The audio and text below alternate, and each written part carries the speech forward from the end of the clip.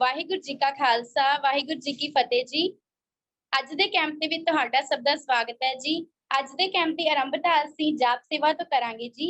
ਅੱਜ ਦੀ ਜਾਪ ਸੇਵਾ ਤਰਨਜੀਤ ਕੌਰ ਜੀ ਰੋਪੜ ਤੋਂ, ਜਿਨ੍ਹਾਂ ਦਾ EPP ਨੰਬਰ 13238 ਹੈ ਜੀ। अपना हैंड रेज कर लें तो अपनी जाप सेवा स्टार्ट करें जी। तरनजीत कौर जी, जे वो साडे नाल नहीं जुड़े तां कोई होर स्टूडेंट हैंड रेज कर लो जी अपना। एक ओंकार सतनाम करता पुरख निरभव निरवैर अकाल मूरत अजूनी सैभं प्रसाद।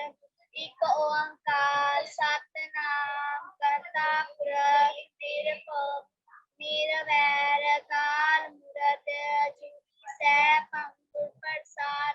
एक ओंकार सतनाम करता पुरख निरभव निरवैर अकाल मूरत अजूनी सैभं प्रसाद। वाहेगुरु वाहेगुरु वाहेगुरु।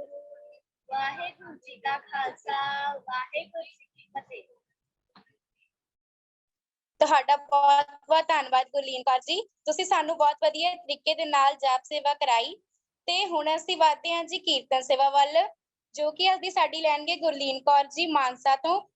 EPP number 11685 Gurleen Kaur ji.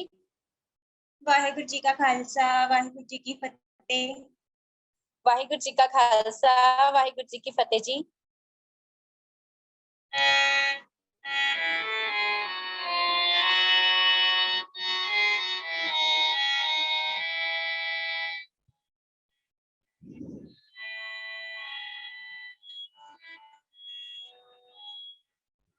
जागृत ज्योत जपै निश बासुर एक बिना मन नेक नयन एक बिना मन नेक नयन।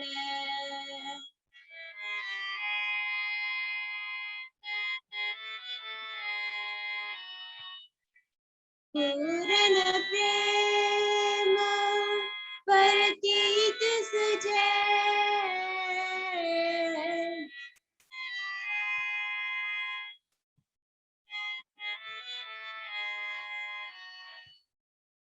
पूर्ण प्रेम प्रतीत सुझै व्रत गौर मुड़ी मत फूल न माने व्रत गौर मड़ी मत फूल न माने। जागत ज्योत जपै निस बासुर एक बिना मन नेक नयन एक बिना मन नेक नयन।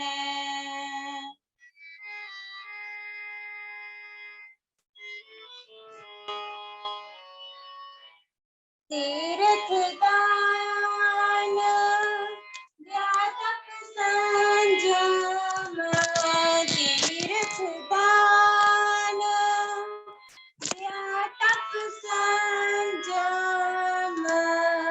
एक बिना एक पहचान एक बिना एक पहचान।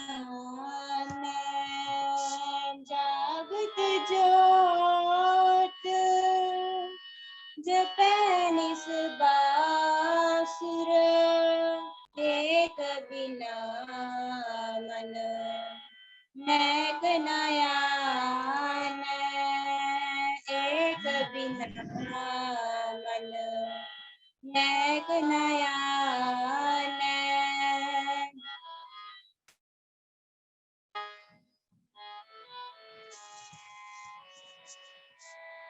पूर्ण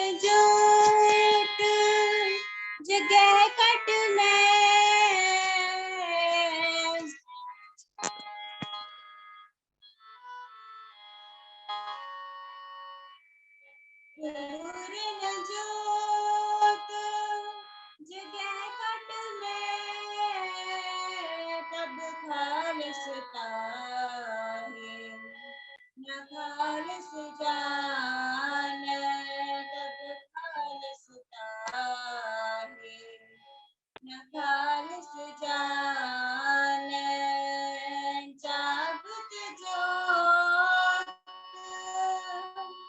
जपैनिस बासुरा एक बिना मन नेक नयन एक बिना मन नेक नयन एक बिना मन नेक नयन। ਵਾਹਿਗੁਰੂ ਜੀ ਕਾ ਖਾਲਸਾ ਵਾਹਿਗੁਰੂ ਜੀ ਕੀ ਫਤਿਹ। ਵਾਹਿਗੁਰੂ ਜੀ ਕਾ ਖਾਲਸਾ ਵਾਹਿਗੁਰੂ ਜੀ ਕੀ ਫਤਿਹ ਜੀ। ਗੁਰਲੀਨ ਕੌਰ ਜੀ ਤੁਹਾਡਾ ਬਹੁਤ-ਬਹੁਤ ਧੰਨਵਾਦ। ਤੁਸੀਂ ਸਾਨੂੰ ਬਹੁਤ ਵਧੀਆ ਤਰੀਕੇ ਦੇ ਨਾਲ ਕੀਰਤਨ ਸਰਵਣ ਕਰਾਇਆ ਜੀ। ਸੋ ਹੁਣ ਅਸੀਂ ਆਪਣੇ ਮੇਨ ਸੈਸ਼ਨ ਦੇ ਵੱਲ ਵਧਦੇ ਹਾਂ। ਸਾਡਾ ਪਹਿਲਾ ਸੈਸ਼ਨ ਲੈਣਗੇ ਵੀਰ ਸਹਿਜਵੀਰ ਸਿੰਘ ਜੀ, ਜਿਨ੍ਹਾਂ ਦਾ ਟੌਪਿਕ ਹੈ ਕਰੰਟ ਅਫੇਅਰਸ। ਵੀਰ ਸਹਿਜਵੀਰ ਸਿੰਘ ਜੀ। ਵਾਹਿਗੁਰੂ ਜੀ ਕਾ ਖਾਲਸਾ ਵਾਹਿਗੁਰੂ ਜੀ ਕੀ ਫਤਿਹ। ਸਾਰਿਆਂ ਦਾ ਬਹੁਤ ਬਹੁਤ ਧੰਨਵਾਦ ਜੀ ਮੈਨੂੰ ਇਹ ਸੇਵਾ ਬਖਸ਼ਣ ਲਈ। ਬੜਾ ਹੀ ਪਿਆਰਾ ਸ਼ਬਦ ਹੁਣੇ ਚੱਲ ਰਿਹਾ ਸੀ, ਜਾਗਤ ਜੋਤ ਜਪੈ ਨਿਸ ਬਾਸੁਰ ਨੇਕ ਬਿਨਾ ਏਕ ਬਿਨਾ ਮਨ ਨੈਕ ਨਾ ਆਨੈ, ਕਿ ਪ੍ਰਮਾਤਮਾ ਤੋਂ ਬਿਨਾਂ ਅਸੀਂ ਕਿਸੇ ਹੋਰ ਨੂੰ ਨਹੀਂ ਮੰਨਣਾ ਤੇ ਸਾਡੇ ਮਨ ਦੇ ਵਿੱਚ ਹਮੇਸ਼ਾ ਉਸ ਪ੍ਰਮਾਤਮਾ ਦੀ ਜੋਤ ਦਾ ਵਾਸਾ ਹੁੰਦਾ ਰਹੇ। ਬਹੁਤ ਵਧੀਆ ਸ਼ਬਦ ਸੀ ਜੀ। ਸੋ ਅੱਜ ਦਾ ਮੇਰਾ ਟੌਪਿਕ ਹੈ ਜੀ ਕਰੰਟ ਅਫੇਅਰਸ ਦਾ। ਮੈਂ ਆਪਣੀ ਪੀਪੀਟੀ ਸ਼ੇਅਰ ਕਰਦਾ ਜੀ। ਸੋ ਅੱਜ ਦਾ ਮੇਰਾ ਟੌਪਿਕ ਕਰੰਟ ਅਫੇਅਰਸ ਹੈ ਜੀ। ਸੋ ਅੱਜ ਅਸੀਂ ਸਾਰੇ ਇੱਕ ਡਿਸਕਸ਼ਨ ਰੂਪ ਵਿੱਚ ਇਸ ਸੈਸ਼ਨ ਨੂੰ ਕਰਾਂਗੇ। ਮੈਨੂੰ ਇੱਕ ਵਾਰ ਚੈਟ ਬਾਕਸ ਦੇ ਵਿੱਚ ਕਨਫਰਮ ਕਰ ਦਿਓ ਪਲੀਜ਼ ਕਿ ਮੇਰੀ ਪੀਪੀਟੀ ਸ਼ੋ ਹੋ ਰਹੀ ਹੈ ਤੁਹਾਨੂੰ ਸਾਰਿਆਂ ਨੂੰ। ਹਾਂਜੀ ਵੀਰ ਜੀ, ਹੋ ਰਹੀ ਹੈ ਜੀ। ਠੀਕ ਹੈ ਜੀ, ਧੰਨਵਾਦ ਜੀ। ਸੋ ਆਪਾਂ ਸਾਰੇ ਅੱਜ ਡਿਸਕਸ ਕਰਾਂਗੇ ਕਰੰਟ ਅਫੇਅਰਸ ਕੀ ਹੁੰਦੇ ਨੇ ਤੇ ਮਈ ਦੇ ਵਿੱਚ ਪਿਛਲੇ ਮਹੀਨੇ, ਅੱਜ 10 ਜੂਨ ਹੈ, ਪਿਛਲੇ ਮਹੀਨੇ ਮਈ ਦੇ ਵਿੱਚ ਕਿਹੜੇ ਗਤੀਵਿਧੀਆਂ ਦੇਸ਼ ਵਿਦੇਸ਼ ਦੇ ਵਿੱਚ ਹੋਈਆਂ ਤਾਂ ਕਿ ਸਾਨੂੰ ਆਪਣੀ ਸਪਿਰਿਚੁਅਲ ਲਾਈਫ ਦੇ ਨਾਲ ਆਪਣੀ ਅਕੈਡਮਿਕ ਲਾਈਫ ਦੇ ਵਿੱਚ ਵੀ ਪਤਾ ਸਾਡਾ ਵਾਧਾ ਹੁੰਦਾ ਰਹੇ ਤੇ ਸਾਡੀ ਪ੍ਰੋਫੈਸ਼ਨਲ ਲਾਈਫ ਦੇ ਵਿੱਚ ਵੀ ਸਾਡਾ ਵਾਧਾ ਹੁੰਦਾ ਰਹੇ। ਸੋ ਸਭ ਤੋਂ ਪਹਿਲਾਂ ਗੱਲ ਕਰਦੇ ਹਾਂ ਜੀ ਕਰੰਟ ਅਫੇਅਰਸ। ਕੋਈ ਮੈਨੂੰ ਦੱਸ ਸਕਦਾ ਹੈ ਕਰੰਟ ਅਫੇਅਰਸ ਕੀ ਹੁੰਦੇ ਨੇ? ਜਾਂ ਤਾਂ ਕੋਈ ਬੋਲ ਕੇ ਦੱਸ ਦੇਵੇ ਜਾਂ ਚੈਟ ਬਾਕਸ ਦੇ ਵਿੱਚ ਦੱਸ ਦੇਵੇ ਕਰੰਟ ਅਫੇਅਰਸ ਕੀ ਹੁੰਦੇ ਨੇ। ਹਾਂਜੀ, ਨਿਊਜ਼ ਆ ਰਿਹਾ ਜੀ।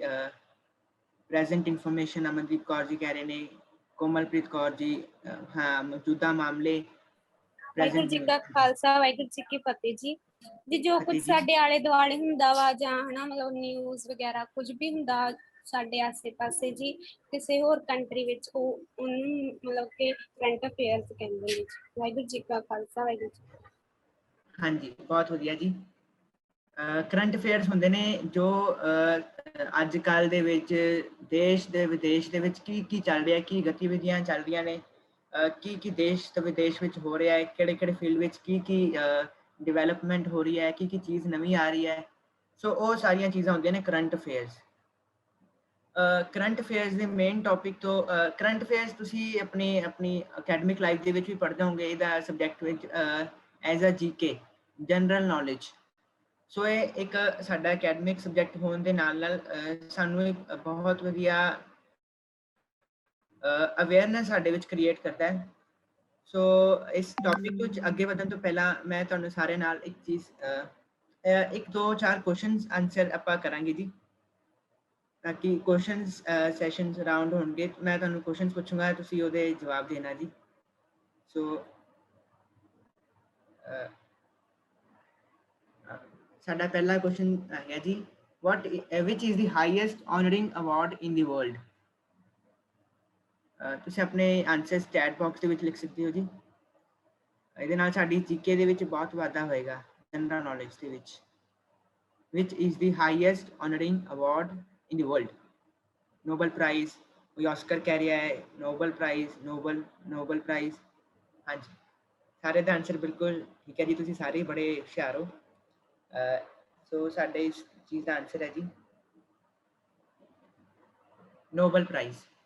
ਇਹ ਹੁਣ ਤੱਕ ਦੁਨੀਆ ਦਾ ਸਭ ਤੋਂ ਵੱਡਾ ਪ੍ਰਾਈਜ਼ ਮੰਨਿਆ ਜਾਂਦਾ ਹੈ ਇਸ ਨੂੰ, ਜਿਹਦੇ ਵਿੱਚ ਜਿਹੜਾ ਇਹ ਪ੍ਰਾਈਜ਼ ਜਿੱਤਦਾ ਹੈ ਤੇ ਉਹਨੂੰ ਘੱਟੋ ਘੱਟ ਅਪਰੋਕਸੀਮੇਟ 7 ਕਰੋੜ ਤੋਂ ਉੱਪਰ ਇਹਨੂੰ ਅਬਵ ਉਸ ਬੰਦੇ ਨੂੰ ਮਿਲਦੇ ਹੈ। ਤੇ ਬੜੇ ਸਾਰੇ ਇਹਦੇ ਵਿੱਚ ਹੁੰਦੇ ਨੇ, ਬੜੀ ਔਖੀ ਇਹਦੇ ਵਿੱਚ ਸਾਰਿਆਂ ਨੂੰ ਮਿਲਦੇ ਨੇ। ਤੇ ਇਹ ਦੁਨੀਆ ਦਾ ਸਭ ਤੋਂ ਵੱਡਾ ਇੱਕ ਨੋਬਲ ਪ੍ਰਾਈਜ਼ ਹੈ, ਜਿਹੜਾ ਪ੍ਰਾਈਜ਼ ਮਿਲਦਾ ਹੁੰਦਾ ਕਿਸੇ ਨੂੰ। ਤੇ ਇਹ ਐਲਫਰ ਨੋਬਲ ਇੱਕ ਸਵੀਡਨ ਦੇ ਸੀਗੇ, ਉਹਨਾਂ ਦੇ ਨਾਮ ਉਤੇ ਇਸ ਪ੍ਰਾਈਜ਼ ਨੂੰ ਦਿੱਤਾ ਜਾਂਦਾ ਹੈ। ਸੋ ਸਾਡਾ ਨੈਕਸਟ ਕੁਐਸਚਨ ਹੈ ਜੀ, name the recently released book of Barack Obama.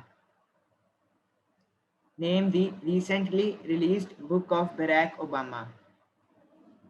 ਸਾਰੇ ਆਪਣੇ ਆਨਸਰ ਚੈਟ ਬਾਕਸ ਦੇ ਵਿੱਚ ਦੇ ਸਕਦੇ ਹੋ, ਗਲਤ ਵੀ ਹੋ ਗਿਆ ਤਾਂ ਵੀ ਕੋਈ ਗੱਲ ਨਹੀਂ, ਆਪਾਂ ਤੇ ਸਾਰੇ ਸਿੱਖਣ ਹੀ ਆਏ ਆ। ਕੋਈ ਵੀ ਤੁਹਾਨੂੰ ਪੜ੍ਹੀ ਹੋਵੇ ਤੁਸੀਂ ਜਾਂ ਕੋਈ ਨਿਊਜ਼ ਸੁਣੀ ਹੋਵੇ, ਬਰੈਕ ਓਬਾਮਾ ਨੇ ਆਪਣੀ ਬੁੱਕ ਰਿਲੀਜ਼ ਕੀਤੀ ਹੈ। ਹਾਂ, ਥੋੜਾ ਜਿਹਾ ਕੁੰਵਰ ਅਜੀਤ ਸਿੰਘ ਜੀ ਨੇੜੇ ਨੇ। ਹਾਂ, ਅ ਪ੍ਰੋਮਿਸਡ ਲੈਂਡ ਨਵਨੂਰ ਕੌਰ ਦੇ ਦੇਵੀਗੜ੍ਹ ਕਹਿ ਰਹੇ ਨੇ। ਡ੍ਰੀਮਸ ਆਫ ਮਾਈ ਫਾਦਰ ਪ੍ਰਗਟ ਸਿੰਘ ਜੀ ਕਹਿ ਰਹੇ ਨੇ ਅ ਪ੍ਰੋਮਿਸਡ ਲੈਂਡ। ਹਾਂਜੀ, ਡ੍ਰੀਮਸ ਆਫ ਮਾਈ ਫਾਦਰ ਉਹਨਾਂ ਦੀ ਆਟੋਬਾਇਓਗ੍ਰਾਫੀ ਹੈ ਜਿਹੜੀ ਬਰੈਕ ਓਬਾਮਾ ਨੇ ਲਿਖੀ ਹੈ, ਪਰ ਜਿਹੜੀ ਹੁਣੇ ਰੀਸੈਂਟਲੀ ਰਿਲੀਜ਼ਡ ਬੁੱਕ ਕੀਤੀ ਹੈ ਉਹਨਾਂ ਨੇ ਕੀਤੀ ਹੈ ਅ ਪ੍ਰੋਮਿਸਡ ਲੈਂਡ ਬਾਈ ਬਰੈਕ ਓਬਾਮਾ। ਇਹਦੇ ਵਿੱਚ ਉਹਨਾਂ ਨੇ ਆਪਣੇ ਫਸਟ ਪਾਰਟ ਦੇ ਵਿੱਚ ਹੁਣੇ ਰਿਲੀਜ਼ ਕੀਤਾ, ਉਹਦੇ ਵਿੱਚ ਆਪਣੇ ਜਿਹੜੇ ਪ੍ਰੈਜ਼ੀਡੈਂਸੀ ਪੀਰੀਅਡ ਤੇ ਜਿਹੜੇ 7 ਸਾਲ ਸੀਗੇ ਉਹਨਾਂ ਨੇ ਪਹਿਲੇ, ਉਹ ਇਹਦੇ ਵਿੱਚ ਉਹਨਾਂ ਨੇ ਕਵਰ ਕੀਤੇ ਨੇ ਕਿ ਕਿੱਦਾਂ ਆਪਣੇ ਉਹਨਾਂ ਨੇ ਆਪਣੀ ਜਿਹੜਾ ਐਜ਼ ਅ ਪ੍ਰੈਜ਼ੀਡੈਂਟ ਸੀਗੇ ਯੂਨਾਈਟਿਡ ਸਟੇਟਸ ਤੇ ਉਹਨਾਂ ਨੇ ਆਪਣਾ ਕਿੱਦਾਂ ਆਪਣੇ ਅੱਗੇ ਕੀਤਾ ਜੀ। ਸੋ ਅ ਪ੍ਰੋਮਿਸ ਲੈਂਡ ਇਸ ਬੁੱਕ ਦਾ ਨਾਮ ਹੈ ਜੀ। ਬੜੀ ਵਧੀਆ ਬੁੱਕ ਹੈ, ਇਹ ਵੀ ਆਪਾਂ ਸਾਰੇ ਪੜ੍ਹੀਏ ਇਸ ਨੂੰ। ਸਾਡਾ ਨੈਕਸਟ ਕੁਐਸਚਨ ਹੈ ਜੀ, who is known as the missile man of India? Who is known as the missile man of India? ਕੁੰਵਰਜੀਤ Singh ji ਕਹਿ ਰਹੇ ਨੇ, APJ ਅਬਦੁਲ ਕਲਾਮ ਸਾਹਿਬ ਜੀ ਕਹਿ ਰਹੇ ਨੇ, ਹਰਪ੍ਰੀਤ ਕੌਰ ਜੀ APJ ਅਬਦੁਲ ਕਲਾਮ। ਹਾਂਜੀ, ਸੋ ਇਹ ਨੇ ਜੀ missile man of India doctor APJ Abdul Kalam. Missile man ਇਹਨਾਂ ਨੂੰ ਤਾਂ ਕਿਹਾ ਜਾਂਦਾ ਹੈ ਕਿਉਂਕਿ ਜਦੋਂ ਇਹ ਐਜ਼ ਅ ਪ੍ਰੈਜ਼ੀਡੈਂਟ ਸੀਗੇ ਇੰਡੀਆ ਦੇ, ਤਾਂ ਇਹਨਾਂ ਨੇ ਨਿਊਕਲੀਅਰ ਡਿਵੈਲਪਮੈਂਟ ਦੇ ਇੰਡੀਆ ਦੇ ਵਿੱਚ ਬਹੁਤ ਵੱਡਾ ਯੋਗਦਾਨ ਪਾਇਆ ਸੀ। ਇਸਰੋ ਨਾਲ ਮਿਲ ਕੇ ਤੇ ਹੋਰ ਆਰਗੇਨਾਈਜੇਸ਼ਨਸ ਨਾਲ ਮਿਲ ਕੇ ਇਹਨਾਂ ਨੇ ਐਜ਼ ਅ ਨਿਊਕਲੀਅਰ ਪਾਵਰ ਬਣਾਉਣ ਲਈ ਇੰਡੀਆ ਨੂੰ ਬੜਾ ਕੰਮ ਕੀਤਾ ਸੀ। ਸੋ ਅਬਦੁਲ ਕਲਾਮ ਜੀ, ਜਿਨ੍ਹਾਂ ਦੇ ਥਾਟਸ ਵੀ ਅਸੀਂ ਬੜੇ ਵਾਰ ਆਪਾਂ ਵਿਚਾਰਦੇ ਹੁੰਦੇ ਹਾਂ, ਜਿਨ੍ਹਾਂ ਦੇ ਬੜੇ ਮੋਟੀਵੇਸ਼ਨਲ ਥਾਟਸ ਹੁੰਦੇ ਨੇ, ਜਿਵੇਂ ਇੱਕ ਗਰੀਬ ਪਰਿਵਾਰ ਤੋਂ ਉੱਠ ਕੇ ਐਜ਼ ਅ ਇੰਡੀਆ ਦੇ ਪ੍ਰੈਜ਼ੀਡੈਂਟ ਬਣਨਾ, ਇਹਨਾਂ ਦੀ ਲਾਈਫ ਇੱਕ ਅੱਛਾ, ਇਹਨਾਂ ਦੀ ਇੱਕ ਬੁੱਕ ਵੀ ਹੈਗੀ ਹੈ, ਇਹਨਾਂ ਦੀ ਆਟੋਬਾਇਓਗ੍ਰਾਫੀ। ਕੋਈ ਮੈਨੂੰ ਦੱਸ ਸਕਦਾ ਹੈ ਇਹਨਾਂ ਦੀ ਆਟੋਬਾਇਓਗ੍ਰਾਫੀ ਦਾ ਨਾਮ ਕੀ ਹੈ? ਚੈਟ ਬਾਕਸ ਦੇ ਵਿੱਚ ਕੋਈ ਦੱਸ ਸਕਦਾ ਇਹਨਾਂ ਦੀ ਆਟੋਬਾਇਓਗ੍ਰਾਫੀ APJ ਅਬਦੁਲ ਕਲਾਮ ਦੀ? ਚਲੋ ਮੈਂ ਦੱਸ ਦਿੰਦਾ ਜੀ, ਇਹਨਾਂ ਦੀ ਆਟੋਬਾਇਓਗ੍ਰਾਫੀ ਦਾ ਨਾਮ ਹੈ ਜੀ ਵਿੰਗਸ ਆਫ ਫਾਇਰ। ਹਾਂਜੀ, ਆ ਗਿਆ ਜੀ, ਵਿੰਗਸ ਆਫ ਫਾਇਰ। ਸੋ ਇਹਨਾਂ ਦੀ ਆਟੋਬਾਇਓਗ੍ਰਾਫੀ ਹੈ ਵਿੰਗਸ ਆਫ ਫਾਇਰ। ਸੋ ਇਹ ਨੇ missile man of India. So ਸਾਡਾ ਨੈਕਸਟ ਕੁਐਸਚਨ ਹੈ ਜੀ, who is the founder of Khalsa aid? ਇਹ ਤਾਂ ਸਾਰਿਆਂ ਨੂੰ ਪਤਾ ਹੋਏਗਾ ਜੀ, who is the founder of Khalsa aid? Khalsa aid ਨੇ ਹੁਣੇ ਕਿਸਾਨੀ ਸੰਘਰਸ਼ ਦੇ ਵਿੱਚ ਬੜਾ ਹੀ ਵੱਡਾ ਯੋਗਦਾਨ ਪਾਇਆ ਹੈ ਤੇ ਪਿਛਲੇ ਲੰਬੇ ਸਮੇਂ ਤੋਂ ਬਹੁਤ ਵੱਡਾ ਯੋਗਦਾਨ ਪਾ ਰਿਹਾ ਹੈ। ਹਾਂਜੀ, ਆ ਗਿਆ ਜੀ, ਕੁੰਵਰ ਅਜੀਤ ਸਿੰਘ ਜੀ। ਫਿਰ ਆਗੇ ਨੇ ਜੀ ਗੁਰਪਿੰਦਰ ਕੌਰ ਜੀ, ਰਵੀ ਸਿੰਘ ਜੀ, ਨਿਹਾਲ ਸਿੰਘ ਜੀ, ਵੀ ਰਵੀ ਸਿੰਘ ਜੀ। ਹਾਂਜੀ, ਸੋ ਇਹ ਨੇ ਜੀ ਰਵੀ ਸਿੰਘ ਜੀ, ਖਾਲਸਾ ਏਡ ਦੇ ਫਾਊਂਡਰ, ਜਿਨ੍ਹਾਂ ਨੇ ਬੜਿਆ ਹੀ ਫਲੱਡਸ ਤੋਂ ਲੈ ਕੇ ਜਿੱਥੇ ਡਰਾਫਟਸ ਆਏ ਨੇ, ਸੋਕਾ ਪਾਇਆ ਜਾਂ ਕਿਸੇ ਕਿਸਾਨੀ ਸੰਘਰਸ਼ ਦੇ ਵਿੱਚ, ਸਾਰਿਆਂ ਦੇ ਵਿੱਚ ਮੁਸ਼ਕਿਲ ਸਮੇਂ ਦੇ ਵਿੱਚ ਮੋਢੇ ਨਾਲ ਮੋਢਾ ਜੋੜ ਕੇ ਸੇਵਾ ਕਰਦੇ ਆ ਰਹੇ ਨੇ ਜੀ। ਸੋ ਇਹ ਸੇਵਾ ਦਾ ਬੜਾ ਵੱਡਾ ਸੰਕਲਪ ਹੈ ਜਿਹੜਾ ਖਾਲਸਾ ਏਡ ਫੋਲੋ ਕਰ ਰਿਹਾ ਦੁਨੀਆ ਦੇ ਵਿੱਚ। ਸੋ ਸਾਡਾ ਲਾਸਟ ਕੁਐਸਚਨ ਹੈ ਜੀ, ਉਸ ਤੋਂ ਬਾਅਦ ਅਸੀਂ ਕਰੰਟ ਅਫੇਅਰਸ ਉੱਤੇ ਗੱਲ ਕਰਾਂਗੇ। First turban Sikh to win Rhodes scholarship. First turban Sikh to win Rhodes scholarship. Chat box ਦੇ ਵਿੱਚ ਆਨਸਰ ਲਿਖ ਸਕਦੇ ਹੋ ਜੀ ਆਪਣਾ। ਹਾਂਜੀ ਰਮਨਜੋਤ ਕੌਰ ਜੀ ਨੇ ਫਸਟ ਆਨਸਰ ਦਿੱਤਾ ਜੀ। ਜਨਲੀਤ ਕੌਰ, ਹਾਂਜੀ ਜਨਲੀਤ ਕੌਰ ਜੀ ਹੈਗੇ ਨੇ ਜੀ ਰੋਡਸ ਸਕਾਲਰਸ਼ਿਪ ਦੇ ਫਸਟ ਟਰਬੈਂਟ ਸਿੱਖ। ਤੁਸੀਂ ਮੇਰੇ ਖਿਆਲ ਨਾਲ ਸਾਰੇ ਜਾਣਦੇ ਹੋਵੋਗੇ। ਰੋਡਸ ਸਕਾਲਰਸ਼ਿਪ ਹੁੰਦੀ ਹੈ ਜਿਹੜੀ ਇੱਕ ਰੋਡਸ ਟਰਸਟ ਵੱਲੋਂ ਦਿੱਤੀ ਜਾਂਦੀ ਹੈ, ਜਿਹੜੇ ਜਿਨ੍ਹਾਂ ਨੂੰ 50 ਲੱਖ ਦੀ ਸਕਾਲਰਸ਼ਿਪ ਲੱਗਦੀ ਹੈ। ਆਕਸਫੋਰਡ ਯੂਨੀਵਰਸਿਟੀ ਜਿਹੜੀ ਦੁਨੀਆ ਦੀ ਟੌਪ ਯੂਨੀਵਰਸਿਟੀਜ਼ ਦੇ ਵਿੱਚ ਆਉਂਦੇ ਨੇ, ਤੇ ਉਹਦੇ ਵਿੱਚ ਉਹਨਾਂ ਨੂੰ ਫ੍ਰੀ ਪੜ੍ਹਾਇਆ ਜਾਂਦਾ ਹੈ। 50 ਲੱਖ ਦੀ ਸਕਾਲਰਸ਼ਿਪ ਲੱਗਦੀ ਹੈ ਰੋਡਸ ਟਰਸਟ ਵੱਲੋਂ, ਤੇ ਬਹੁਤ ਹੀ ਇਹਦੀ ਜਿਹੜੀ ਐਡਮਿਸ਼ਨ ਹੁੰਦੀ ਹੈ ਬਹੁਤ ਹੀ ਘੱਟ ਬੱਚਿਆਂ ਨੂੰ ਮਿਲਦੀ ਹੈ ਆਲ ਓਵਰ ਦੀ ਵਰਲਡ ਵੀ, ਤੇ ਉਹਨਾਂ ਨੂੰ ਆਕਸਫੋਰਡ ਯੂਨੀਵਰਸਿਟੀ ਦੇ ਵਿੱਚ ਪੜ੍ਹਾਇਆ ਜਾਂਦਾ ਹੈ। ਤੇ ਦੀਦੀ ਨੇ ਆਪਣਾ ਐਮਫਿਲ ਇਕਨੋਮਿਕਸ ਕੀਤੀ ਸੀ ਆਕਸਫੋਰਡ ਯੂਨੀਵਰਸਿਟੀ ਤੋਂ, ਤੇ ਹੁਣ ਆਪਣੀ ਕੋਲੰਬੀਆ ਯੂਨੀਵਰਸਿਟੀ ਤੋਂ ਆਪਣੀ PhD ਕਰ ਰਹੇ ਨੇ USA ਤੋਂ। ਸੋ ਜਿੱਥੇ ਕਿ ਰਵੀ ਸਿੰਘ ਜੀ ਵਰਗੇ ਸੇਵਾ ਦੇ ਵਿੱਚ ਅੱਗੇ ਨੇ, ਬਹੁਤ ਅੱਗੇ ਨੇ, ਪੂਰੀ ਦੁਨੀਆ ਦੇ ਵਿੱਚ ਸੇਵਾ ਕਰ ਰਹੇ ਨੇ, ਉੱਥੇ ਹੀ ਐਸੇ ਗੁਰਸਿੱਖ ਜਲਨੀ ਦੀਦੀ ਵਰਗੇ ਆਪਣੀ ਪੜ੍ਹਾਈ ਦੇ ਵਿੱਚ, ਆਪਣੀ ਅਕੈਡਮਿਕ ਲਾਈਫ ਦੇ ਵਿੱਚ ਵੀ ਬੜੀਆਂ ਉੱਚੀਆਂ ਹਾਸਲ ਚੀਜ਼ਾਂ ਕਰ ਰਹੇ ਨੇ, ਤੇ ਇਹਨਾਂ ਨੂੰ first turbaned Sikh to win Rhodes scholarship ਦਾ ਮਾਣ ਪ੍ਰਾਪਤ ਹੋਇਆ ਸੀ। ਸੋ ਸਾਡੇ ਹੁਣ ਅਸੀਂ ਮੇਨ ਟੌਪਿਕ ਵੱਲ ਆਉਂਦੇ ਹਾਂ ਜੀ। ਇਹ ਮੈਂ ਤਾਂ ਲਿੱਤਾ ਸੀ ਕਿਉਂਕਿ ਸਾਡਾ ਜਨਰਲ ਟੈਸਟ ਹੋ ਸਕੇ, ਜਨਰਲ ਨੌਲੇਜ ਦਾ ਟੈਸਟ ਹੋ ਸਕੇ। ਸੋ ਤੁਸੀਂ ਸਾਰਿਆਂ ਨੇ ਬੜਾ ਵਧੀਆ ਇਹਦੇ ਵਿੱਚ ਪਰਫਾਰਮ ਕੀਤਾ। ਸੋ ਹੁਣ ਸਾਡਾ ਟੈਸਟ ਹੁਣ ਸਾਡਾ ਹੈਗਾ ਜੀ ਵਾਈ ਕਰੰਟ ਅਫੇਅਰਸ। ਅਸੀਂ ਅੱਜ ਕਰੰਟ ਅਫੇਅਰਸ ਦਾ ਟੌਪਿਕ ਕਿਉਂ ਲੈ ਕੇ ਆਏ ਹਾਂ? ਅਸੀਂ ਆਪਣੀ ਲਾਈਫ ਦੇ ਵਿੱਚ ਸਪਿਰਿਚੁਅਲਿਜ਼ਮ ਦੀ ਗੱਲ ਕਰਦੇ ਹਾਂ, ਤੇ ਸਾਡੇ ਨਾਲ ਦੇ ਨਾਲ ਸਪਿਰਿਚੁਅਲ ਦੇ ਨਾਲ ਦੇ ਨਾਲ ਅਕੈਡਮਿਕ ਤੇ ਪ੍ਰੋਫੈਸ਼ਨਲ ਲਾਈਫ ਦੇ ਵਿੱਚ ਐਕਸੀਲੈਂਸ ਹੋਣੀ ਬਹੁਤ ਜ਼ਰੂਰੀ ਹੈ, ਤਾਂ ਹੀ ਅਸੀਂ ਇੱਕ ਪੂਰਨ ਗੁਰਸਿੱਖ ਬਣ ਸਕਾਂਗੇ। ਸੋ ਫਸਟ ਦਾ ਪੁਆਇੰਟ ਹੈ ਜੀ ਹੈਲਪਸ ਇਨ ਕੰਪੀਟੀਟਿਵ ਐਗਜ਼ਾਮਸ। ਤੁਸੀਂ ਸਾਰੇ ਹੁਣ ਤੁਸੀਂ ਮੇਰੇ ਖਿਆਲ ਨਾਲ 7th 8th 9th 10th +1 +2 ਦੇ ਹੋਣਗੇ, ਜਾਂ ਉਸ ਤੋਂ ਵੱਡਾ ਵੀ ਹੋਣਗੇ। ਤੁਸੀਂ ਸਾਰਿਆਂ ਨੇ ਅੱਗੇ ਜਾ ਕੇ ਕੰਪੀਟੀਟਿਵ ਐਗਜ਼ਾਮਸ ਦੇਣੇ ਹੋਣਗੇ। ਕੋਈ IAS ਦਾ ਐਗਜ਼ਾਮ ਦੇਗਾ, ਕੋਈ PCS ਦਾ ਦੇਗਾ, ਕੋਈ ਰੇਲਵੇ ਦੇ ਵਿੱਚ ਜਾਏਗਾ, ਕੋਈ ਬੈਂਕਿੰਗ ਦੇ ਵਿੱਚ ਜਾਏਗਾ। ਸੋ ਸਭ ਤੋਂ ਜ਼ਰੂਰੀ ਚੀਜ਼ ਜਿਹੜੀ ਹੁੰਦੀ ਆ ਉਹ ਹੁੰਦੀ ਹੈ ਕਰੰਟ ਅਫੇਅਰਸ। ਤੁਸੀਂ ਜਿਨ੍ਹਾਂ ਨੇ IAS ਦਾ ਐਗਜ਼ਾਮ ਦੇਣਾ ਹੋਏਗਾ, ਜੇ ਸੋਚਿਆ ਹੋਏਗਾ ਦੇਣਾ ਅੱਗੇ ਜਾ ਕੇ, ਉਹਨਾਂ ਨੂੰ ਪਤਾ ਹੋਏਗਾ ਕਿ IAS ਦੇ ਵਿੱਚ ਜਿਹੜੇ ਇੰਟਰਵਿਊ ਦੇ ਕੁਐਸਚਨਸ ਹੁੰਦੇ ਨੇ, ਉਹਦੇ ਵਿੱਚ IAS ਦੇ ਵਿੱਚ ਕਰੰਟ ਅਫੇਅਰਸ ਦੇ ਉੱਤੇ ਬੜਾ ਕੁਝ ਪੁੱਛਿਆ ਜਾਂਦਾ ਹੈ। ਜਨਰਲ ਸਟੱਡੀਜ਼ ਨਾਮ ਦਾ ਟੌਪਿਕ ਹੁੰਦਾ ਹੈ, ਸਬਜੈਕਟ ਹੁੰਦਾ ਹੈ, ਉਹਦੇ ਵਿੱਚ ਕਰੰਟ ਅਫੇਅਰਸ ਉੱਤੇ ਬਹੁਤ ਕੁਝ ਪੁੱਛਿਆ ਜਾਂਦਾ ਹੈ। ਸੋ ਅਸੀਂ ਕਰੰਟ ਅਫੇਅਰਸ ਤਾਂ ਪੜ੍ਹਿਆ ਤਾਂ ਕਿ ਸਾਡੀ ਕੰਪੀਟੀਟਿਵ ਐਗਜ਼ਾਮਸ ਦੀ ਵੀ ਬੜੀ ਜ਼ਿਆਦਾ ਤਿਆਰੀ ਹੋ ਸਕੇ, ਤੇ ਅਸੀਂ ਜਿੱਦਾਂ ਜਨਰਲੀ ਦੀਦੀ ਵਾਂਗ ਉੱਚੀਆਂ ਪੋਜੀਸ਼ਨਾਂ 'ਤੇ ਪਹੁੰਚ ਕੇ ਕੌਮ ਦੀ ਸੇਵਾ ਕਰ ਸਕੀਏ ਜੀ। ਸੋ ਸਾਡੀ ਨੈਕਸਟ ਪੁਆਇੰਟ ਹੈ ਜੀ knowledge about globalisation. Current affairs ਦੇ ਨਾਲ ਸਾਡੇ ਅੰਦਰ ਗਲੋਬਲਾਈਜੇਸ਼ਨ ਦਾ ਬੜਾ ਪ੍ਰਭਾਵ ਪੈਂਦਾ ਹੈ ਕਿ ਪੂਰੀ ਦੁਨੀਆ ਦੇ ਵਿੱਚ ਅਸੀਂ ਅੱਜ ਕਿੱਥੇ ਬੈਠੇ ਹਾਂ, ਤੇ ਪੂਰੀ ਦੁਨੀਆ ਦੇ ਵਿੱਚ ਇਸ ਵੇਲੇ ਕੀ ਹੋ ਰਿਹਾ ਹੈ। ਇਹ ਸਾਨੂੰ ਗਲੋਬਲ ਲੈਵਲ ਤੇ ਬਹੁਤ ਜ਼ਿਆਦਾ ਅਵੇਅਰ ਕਰਦੀ ਹੈ। ਸੈਜਵੀਰ ਸਿੰਘ, ਹਾਂਜੀ ਹਾਂਜੀ, ਜਿੱਥੇ ਤੁਹਾਡਾ ਲਿਖਿਆ ਨਾ ਕਰੰਟ ਅਫੇਅਰਸ, ਉਹਦੇ ਉੱਪਰ ਕੁਝ ਜਿੱਦਾਂ ਨਾ ਬਾਕਸ ਬਣਿਆ ਆ ਰਿਹਾ, ਰੀਡੇਬਲ ਨਹੀਂ ਹੈ। ਹੁਣ ਦਿਖ ਰਿਹਾ ਜੀ? ਦੇ ਨੀਚੇ ਵੀ ਹਾਂਜੀ ਹਾਂਜੀ, ਨੌਲੇਜ ਵਾਲੀ ਲਾਈਨ ਦੇ ਨੀਚੇ ਵੀ ਆ ਰਿਹਾ ਬਾਕਸ।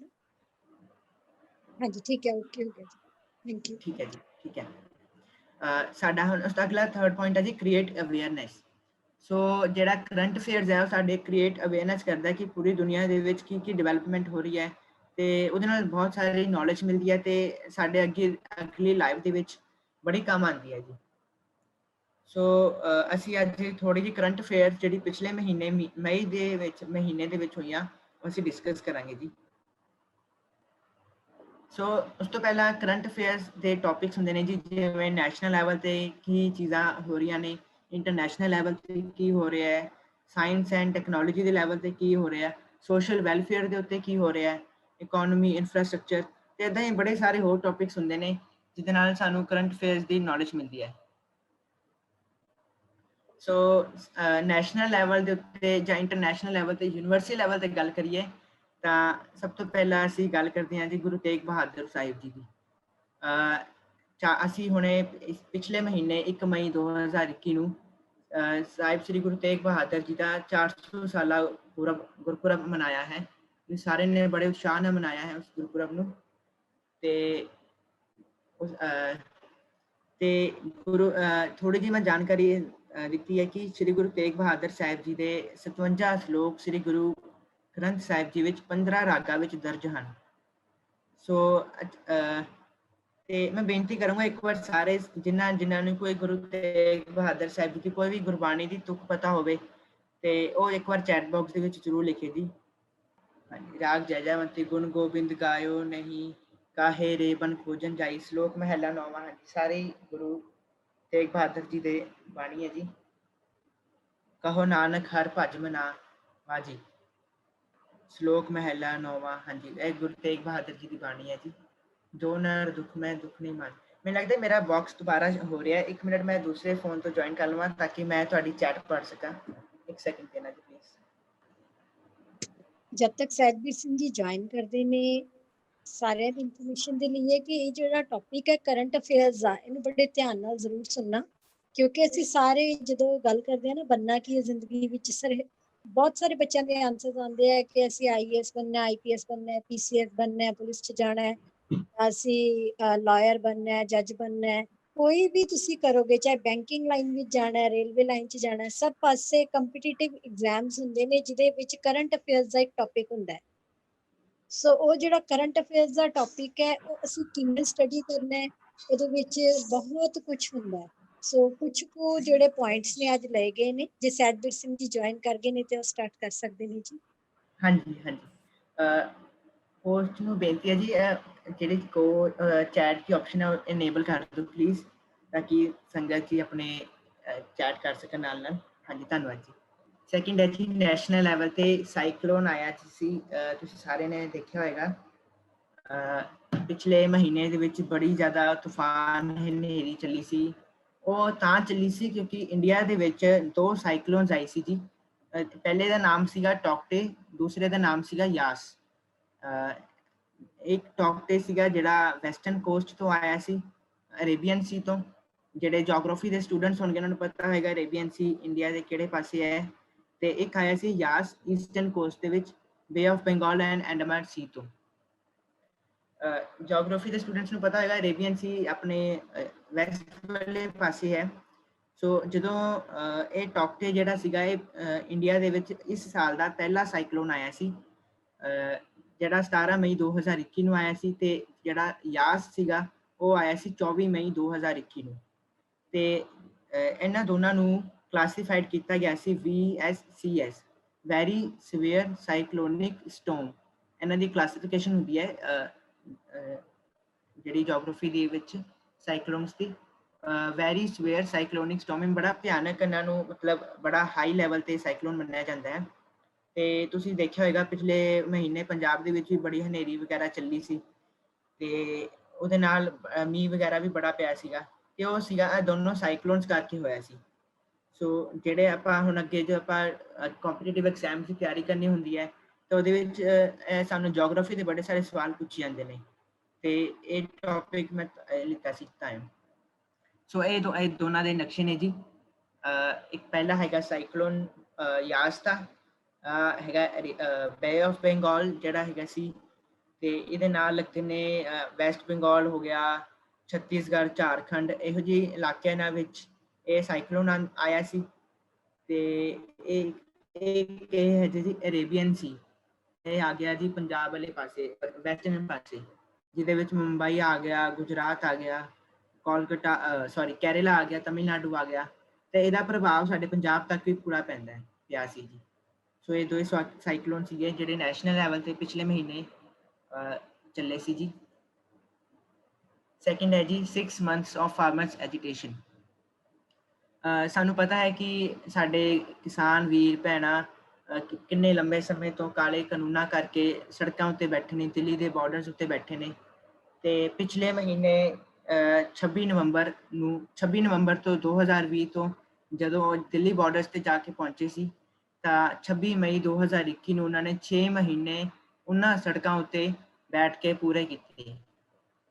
ਸਰਦੀ ਦੇ ਮੌਸਮ ਦੇ ਵਿੱਚ ਬੈਠ ਕੇ ਜਿਹੜਾ ਉਹਨਾਂ ਨੇ ਲਗਾਏ ਸੀ ਐਜੀਟੇਸ਼ਨ। ਤੇ ਅੱਜ ਤੱਕ ਹੁਣ ਤੱਕ ਗਰਮੀ ਦੇ ਮੌਸਮ ਤੱਕ ਵੀ ਹਾਲੇ ਤੱਕ ਉਹਨੇ ਉੱਥੇ ਬੈਠੇ ਹੋਏ ਨੇ, ਅਡੋਲ ਬੈਠੇ ਹੋਏ ਨੇ। ਤੇ ਉਸ ਕਰਕੇ ਉਹਨਾਂ ਨੇ ਉਸ ਦਿਨ ਨੂੰ ਬਲੈਕ ਡੇ, ਕਾਲਾ ਦਿਵਸ ਕਰਕੇ ਮਨਾਇਆ ਸੀ। ਜੋ ਨੈਸ਼ਨਲ ਲੈਵਲ ਦੇ ਉੱਤੇ ਬੜੀ ਵੱਡੀ ਗਤੀਵਿਧੀ ਸੀਗੀ ਤੇ ਸਾਨੂੰ ਆਪਣੇ ਕਿਸਾਨਾਂ ਦਾ ਪੂਰਾ ਸਾਥ ਦੇਣਾ ਚਾਹੀਦਾ ਹੈ ਤਾਂ ਕਿ ਉਹ ਆਪਣੇ ਹੱਕ ਲੈ ਸਕਣ ਜੀ। ਤੇ ਇਹ ਕੁਝ ਤਸਵੀਰਾਂ ਨੇ ਜਿਹੜੀਆਂ ਉਸ ਦਿਨ 26 ਮਈ 2021 ਨੂੰ ਦੇਖੀਆਂ ਗਈਆਂ ਸੀਗੀਆਂ ਪੰਜਾਬ ਦੇ ਪਿੰਡਾਂ ਵਿੱਚ, ਹੋਰ ਸ਼ਹਿਰਾਂ ਵਿੱਚ, ਕਿ ਕਿੱਦਾਂ ਲੋਕ ਆਪਣੇ ਘਰਾਂ ਉੱਤੇ ਚੜ੍ਹ ਕੇ ਐਕਟਿਵਾ ਉੱਤੇ, ਟਰੈਕਟਰਾਂ ਉੱਤੇ ਕਾਲੇ ਝੰਡੇ ਲਹਿਰਾ ਰਹੇ ਸਨ। ਸੋ ਇਹ ਸਾਡੇ ਜਿਹੜਾ ਸੀਗਾ 6 months of farmers agitation ਪਿਛਲੇ ਮਹੀਨੇ 26 ਮਈ 2021 ਨੂੰ ਪੂਰੇ ਕੰਪਲੀਟ ਹੋਈ ਸੀ। ਹਾਂਜੀ, ਸੋ ਆਪਣਾ ਹੁਣ ਇੰਟਰਨੈਸ਼ਨਲ ਲੈਵਲ ਦੇ ਉੱਤੇ ਗੱਲ ਕਰੀਏ ਤਾਂ ਸਭ ਤੋਂ ਵੱਡੀ ਪਿਛਲੇ ਮਹੀਨੇ ਗਤੀਵਿਧੀ ਹੋਈ ਸੀਗੀ ਇਜ਼ਰਾਈਲ ਐਂਡ ਪੈਲੇਸਟਾਈਨ ਕਨਫਲਿਕਟ। ਜਿਹੜੇ ਨਿਊਜ਼ਪੇਪਰਸ ਪੜ੍ਹਦੇ ਹੁੰਦੇ ਨੇ ਉਹਨਾਂ ਨੂੰ ਪਤਾ ਹੋਏਗਾ ਕਿ ਇਜ਼ਰਾਈਲ ਦੇ ਵਿੱਚ ਤੇ ਪੈਲੇਸਟਾਈਨ ਦੇ ਵਿੱਚ ਬੜੀ ਵੱਡੀ ਵਾਰ ਲੱਗ ਗਈ ਸੀ ਪਿਛਲੇ ਮਹੀਨੇ, ਜਿਹੜੀ ਜੇ ਜ਼ਿਆਦਾ ਭਿਆਨਕ ਹੁੰਦੀ ਤਾਂ ਉਹਨੂੰ ਵਰਲਡ ਵਾਰ 3 ਵੀ ਕਿਹਾ ਜਾ ਸਕਦਾ ਸੀ। ਤੇ ਉਹਦੇ ਵਿੱਚ ਇਜ਼ਰਾਈਲ ਦੇ ਵਿੱਚ 12 ਸਿਵਿਲੀਅਨਸ ਮਰ ਗਏ ਸੀ ਤੇ 333 ਇੰਜਰਡ ਹੋ ਗਏ ਸੀ, ਤੇ ਪੈਲੇਸਟਾਈਨ ਦੇ ਵਿੱਚ 227 ਸਿਵਿਲੀਅਨਸ ਕਿਲਡ ਹੋ ਗਏ ਸੀ ਤੇ 64 ਵਿੱਚ ਜਿਨ੍ਹਾਂ ਦੇ ਵਿੱਚ 64 ਚਿਲਡਰਨ ਵੀ ਸੀਗੇ। ਸੋ ਇੰਟਰਨੈਸ਼ਨਲ ਪੋਲੀਟੀਕਲ ਰਿਲੇਸ਼ਨਸ ਦੇ ਉੱਤੇ ਗੱਲ ਕਰੀਏ, ਜਿਹੜਾ ਕਰੰਟ ਅਫੇਅਰਸ ਦਾ ਹੀ ਬੜਾ ਵੱਡਾ ਟੌਪਿਕ ਹੁੰਦਾ ਹੈ, ਤੇ ਉਹਦੇ ਲਈ ਦੋ ਰੀਜ਼ਨਸ ਨੇ। ਉਹਦੇ ਲਈ ਰੀਜ਼ਨ ਹੈ ਜੀ ਜਿਹੜਾ ਇਹਨਾਂ ਦਾ ਗ੍ਰਾਫ ਇੱਕ ਤਾਂ ਹੈਗਾ, ਮੈਂ ਤੁਹਾਨੂੰ ਸ਼ੋ ਹੋ ਰਿਹਾ ਹੋਏਗਾ ਗ੍ਰਾਫ, ਇਜ਼ਰਾਈਲ ਦੇ ਵਿੱਚ ਤੇ ਪੈਲੇਸਟਾਈਨ ਦਾ ਇਹ ਗ੍ਰਾਫ ਹੈ। ਆ ਜਿਹੜਾ ਸਕਿਨ ਵਾਲਾ ਪਾਰਟ ਹੈ ਇਹ ਸਾਰਾ ਇਜ਼ਰਾਈਲ ਦਾ ਏਰੀਆ ਹੈ, ਤੇ ਆ ਜਿਹੜਾ ਗ੍ਰੀਨ ਵਾਲਾ ਪਾਰਟ ਹੈ ਇਹ ਸਾਰਾ ਹੈਗਾ ਪੈਲੇਸਟਾਈਨ ਦਾ ਏਰੀਆ। ਥੋੜਾ ਜਿਹਾ ਅਜੀਬ ਜਿਹਾ ਹੈਗਾ ਕਿਉਂਕਿ ਅਗਰ ਅਸੀਂ ਇੱਥੇ ਗ੍ਰੀਨ ਦੇ ਵਿੱਚ ਆਵਾਂਗੇ ਤਾਂ ਆਪਾਂ ਪੈਲੇਸਟਾਈਨ ਦੇ ਵਿੱਚ ਹੋਵਾਂਗੇ, ਸਕਿਨ ਦੇ ਵਿੱਚ ਆਵਾਂਗੇ ਤਾਂ ਫਿਰ ਆਪਾਂ ਇਜ਼ਰਾਈਲ ਦੇ ਵਿੱਚ ਹੋ ਜਾਵਾਂਗੇ, ਫਿਰ ਥੋੜਾ ਅੱਗੇ ਜਾਵਾਂਗੇ ਫਿਰ ਇਜ਼ਰਾਈਲ ਦੇ ਵਿੱਚ ਪੈਲੇਸਟਾਈਨ ਦੇ ਵਿੱਚ ਹੋ ਜਾਵਾਂਗੇ। ਸੋ ਇਹ ਇਹਨਾਂ ਦੇ ਮੈਪ ਕਰਕੇ ਇਹਨਾਂ ਨੂੰ ਬਹੁਤ ਪਿਛਲੇ 100 ਤੋਂ ਵੱਧ ਸਾਲਾਂ ਤੋਂ ਇਹਨਾਂ ਦੇ ਵਿੱਚ ਇਹ ਚੀਜ਼ ਦਾ ਮਸਲਾ ਹੈਗਾ। ਤੇ ਪਿਛਲੇ ਮਹੀਨੇ ਕੀ ਹੋਇਆ ਕਿ ਜਿਹੜਾ ਹੈਗਾ ਹੈ ਇਜ਼ਰਾਈਲ ਨੇ ਪੈਲੇਸਟਾਈਨ ਦੇ ਇੱਕ ਮੌਸਕਿਊ ਉੱਤੇ, ਜਿਹੜਾ ਮਸਜਿਦ ਹੁੰਦਾ ਹੈ ਮੁਸਲਮਾਨਾਂ ਦਾ, ਤੇ ਉਹਦੇ ਉੱਤੇ ਕਬਜ਼ਾ ਕਰ ਲਿਆ ਸੀਗਾ।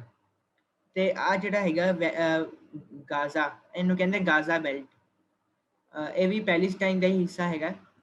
ਤੇ ਇਹਦੇ ਵਿੱਚ ਉਹਨਾਂ ਨੂੰ ਜਦੋਂ ਇਜ਼ਰਾਈਲ ਨੇ ਪੈਲੇਸਟਾਈਨ ਦੇ ਮੌਸਕਿਊ ਉੱਤੇ ਕਬਜ਼ਾ ਕਰ ਲਿਆ ਸੀਗਾ, ਤੇ ਗਾਜ਼ਾ ਜਿਹੜਾ ਸੀਗਾ, ਗਾਜ਼ਾ ਨੇ ਇਜ਼ਰਾਈਲ ਦੇ ਉੱਤੇ ਆਪਣੇ ਰੌਕੇਟਸ ਸੁੱਟਣੇ ਸ਼ੁਰੂ ਕਰਤੇ ਸੀਗੇ, ਤੇ ਇਸ ਨਾਲ ਇਜ਼ਰਾਈਲ ਨੇ ਵੀ ਫਿਰ ਆਪਣੇ ਰੌਕੇਟਸ ਸੁੱਟਣੇ ਸ਼ੁਰੂ ਕਰਤੇ ਸੀਗੇ, ਜਿਸ ਕਰਕੇ ਦੋਨਾਂ ਦੇ ਵਿੱਚ ਬੜੀ ਵੱਡੀ ਭਿਆਨਕ ਜੰਗ ਲੱਗ ਗਈ ਸੀ ਇੱਕ ਸਮੇਂ ਤੇ ਆ ਕੇ, ਜਿਹਦੇ ਵਿੱਚ ਬੜੇ ਲੋਕਾਂ ਦਾ ਨੁਕਸਾਨ ਹੋਇਆ ਸੀ, ਬੜੀਆਂ ਬਿਲਡਿੰਗਸ ਦਾ ਨੁਕਸਾਨ ਹੋਇਆ ਸੀ, ਬੜਾ ਹੀ ਇਕਨੋਮੀ ਦਾ ਨੁਕਸਾਨ ਹੋਇਆ ਸੀ। ਸੋ ਇੱਕ ਹੋਰ ਮੈਂ ਚੀਜ਼ ਦੱਸਣਾ ਚਾਹੂੰਗਾ, ਇਹ ਹੈਗਾ ਹਾਈਫਾ ਸ਼ਹਿਰ, ਤੁਹਾਨੂੰ ਸਾਰਿਆਂ ਨੂੰ ਦਿਖ ਰਿਹਾ ਹੋਏਗਾ, ਹਾਈਫਾ ਸ਼ਹਿਰ ਸਾਰਿਆਂ ਨੂੰ ਦਿਖ ਰਿਹਾ ਹੋਏਗਾ। ਇੱਥੇ ਤੁਹਾਡੀ ਜਾਣਕਾਰੀ ਲਈ ਦੱਸ ਦੇਵਾਂ ਕਿ ਇਹ ਜਿਹੜਾ ਸ਼ਹਿਰ ਹੈ ਇਹ ਕਿਸੇ ਸਮੇਂ ਤੇ ਆ ਕੇ ਸਿੱਖਾਂ ਨੇ ਇਸ ਨੂੰ ਆਜ਼ਾਦ ਕਰਵਾਇਆ ਸੀ। ਇਹਦੀ ਹਿਸਟਰੀ ਨੈਟ ਤੇ ਅਵੇਲੇਬਲ ਹੈ, ਤੁਸੀਂ ਚਾਹੋ ਤਾਂ ਇਹਨੂੰ ਪੜ੍ਹ ਸਕਦੇ ਹੋ ਕਿ ਇੱਕ ਇਜ਼ਰਾਈਲ ਦੇ ਸ਼ਹਿਰ ਹਾਈਫਾ ਨੂੰ ਵੀ ਸਿੱਖਾਂ ਨੇ ਆਜ਼ਾਦ ਕਰਵਾਇਆ ਸੀ। ਕਿੰਨੇ ਸਾਡੀ ਮਾਣ ਵਾਲੀ ਗੱਲ ਹੈ ਇਹ ਵਾਲੀ, ਇਜ਼ਰਾਈਲ ਦੇ ਵਿੱਚ ਜਾ ਕੇ। ਹਾਂਜੀ, ਹੁਣ ਤੁਹਾਨੂੰ ਸ਼ਾਇਦ ਨਹੀਂ ਦਿਖ ਰਿਹਾ ਹੋਏਗਾ ਉਹ।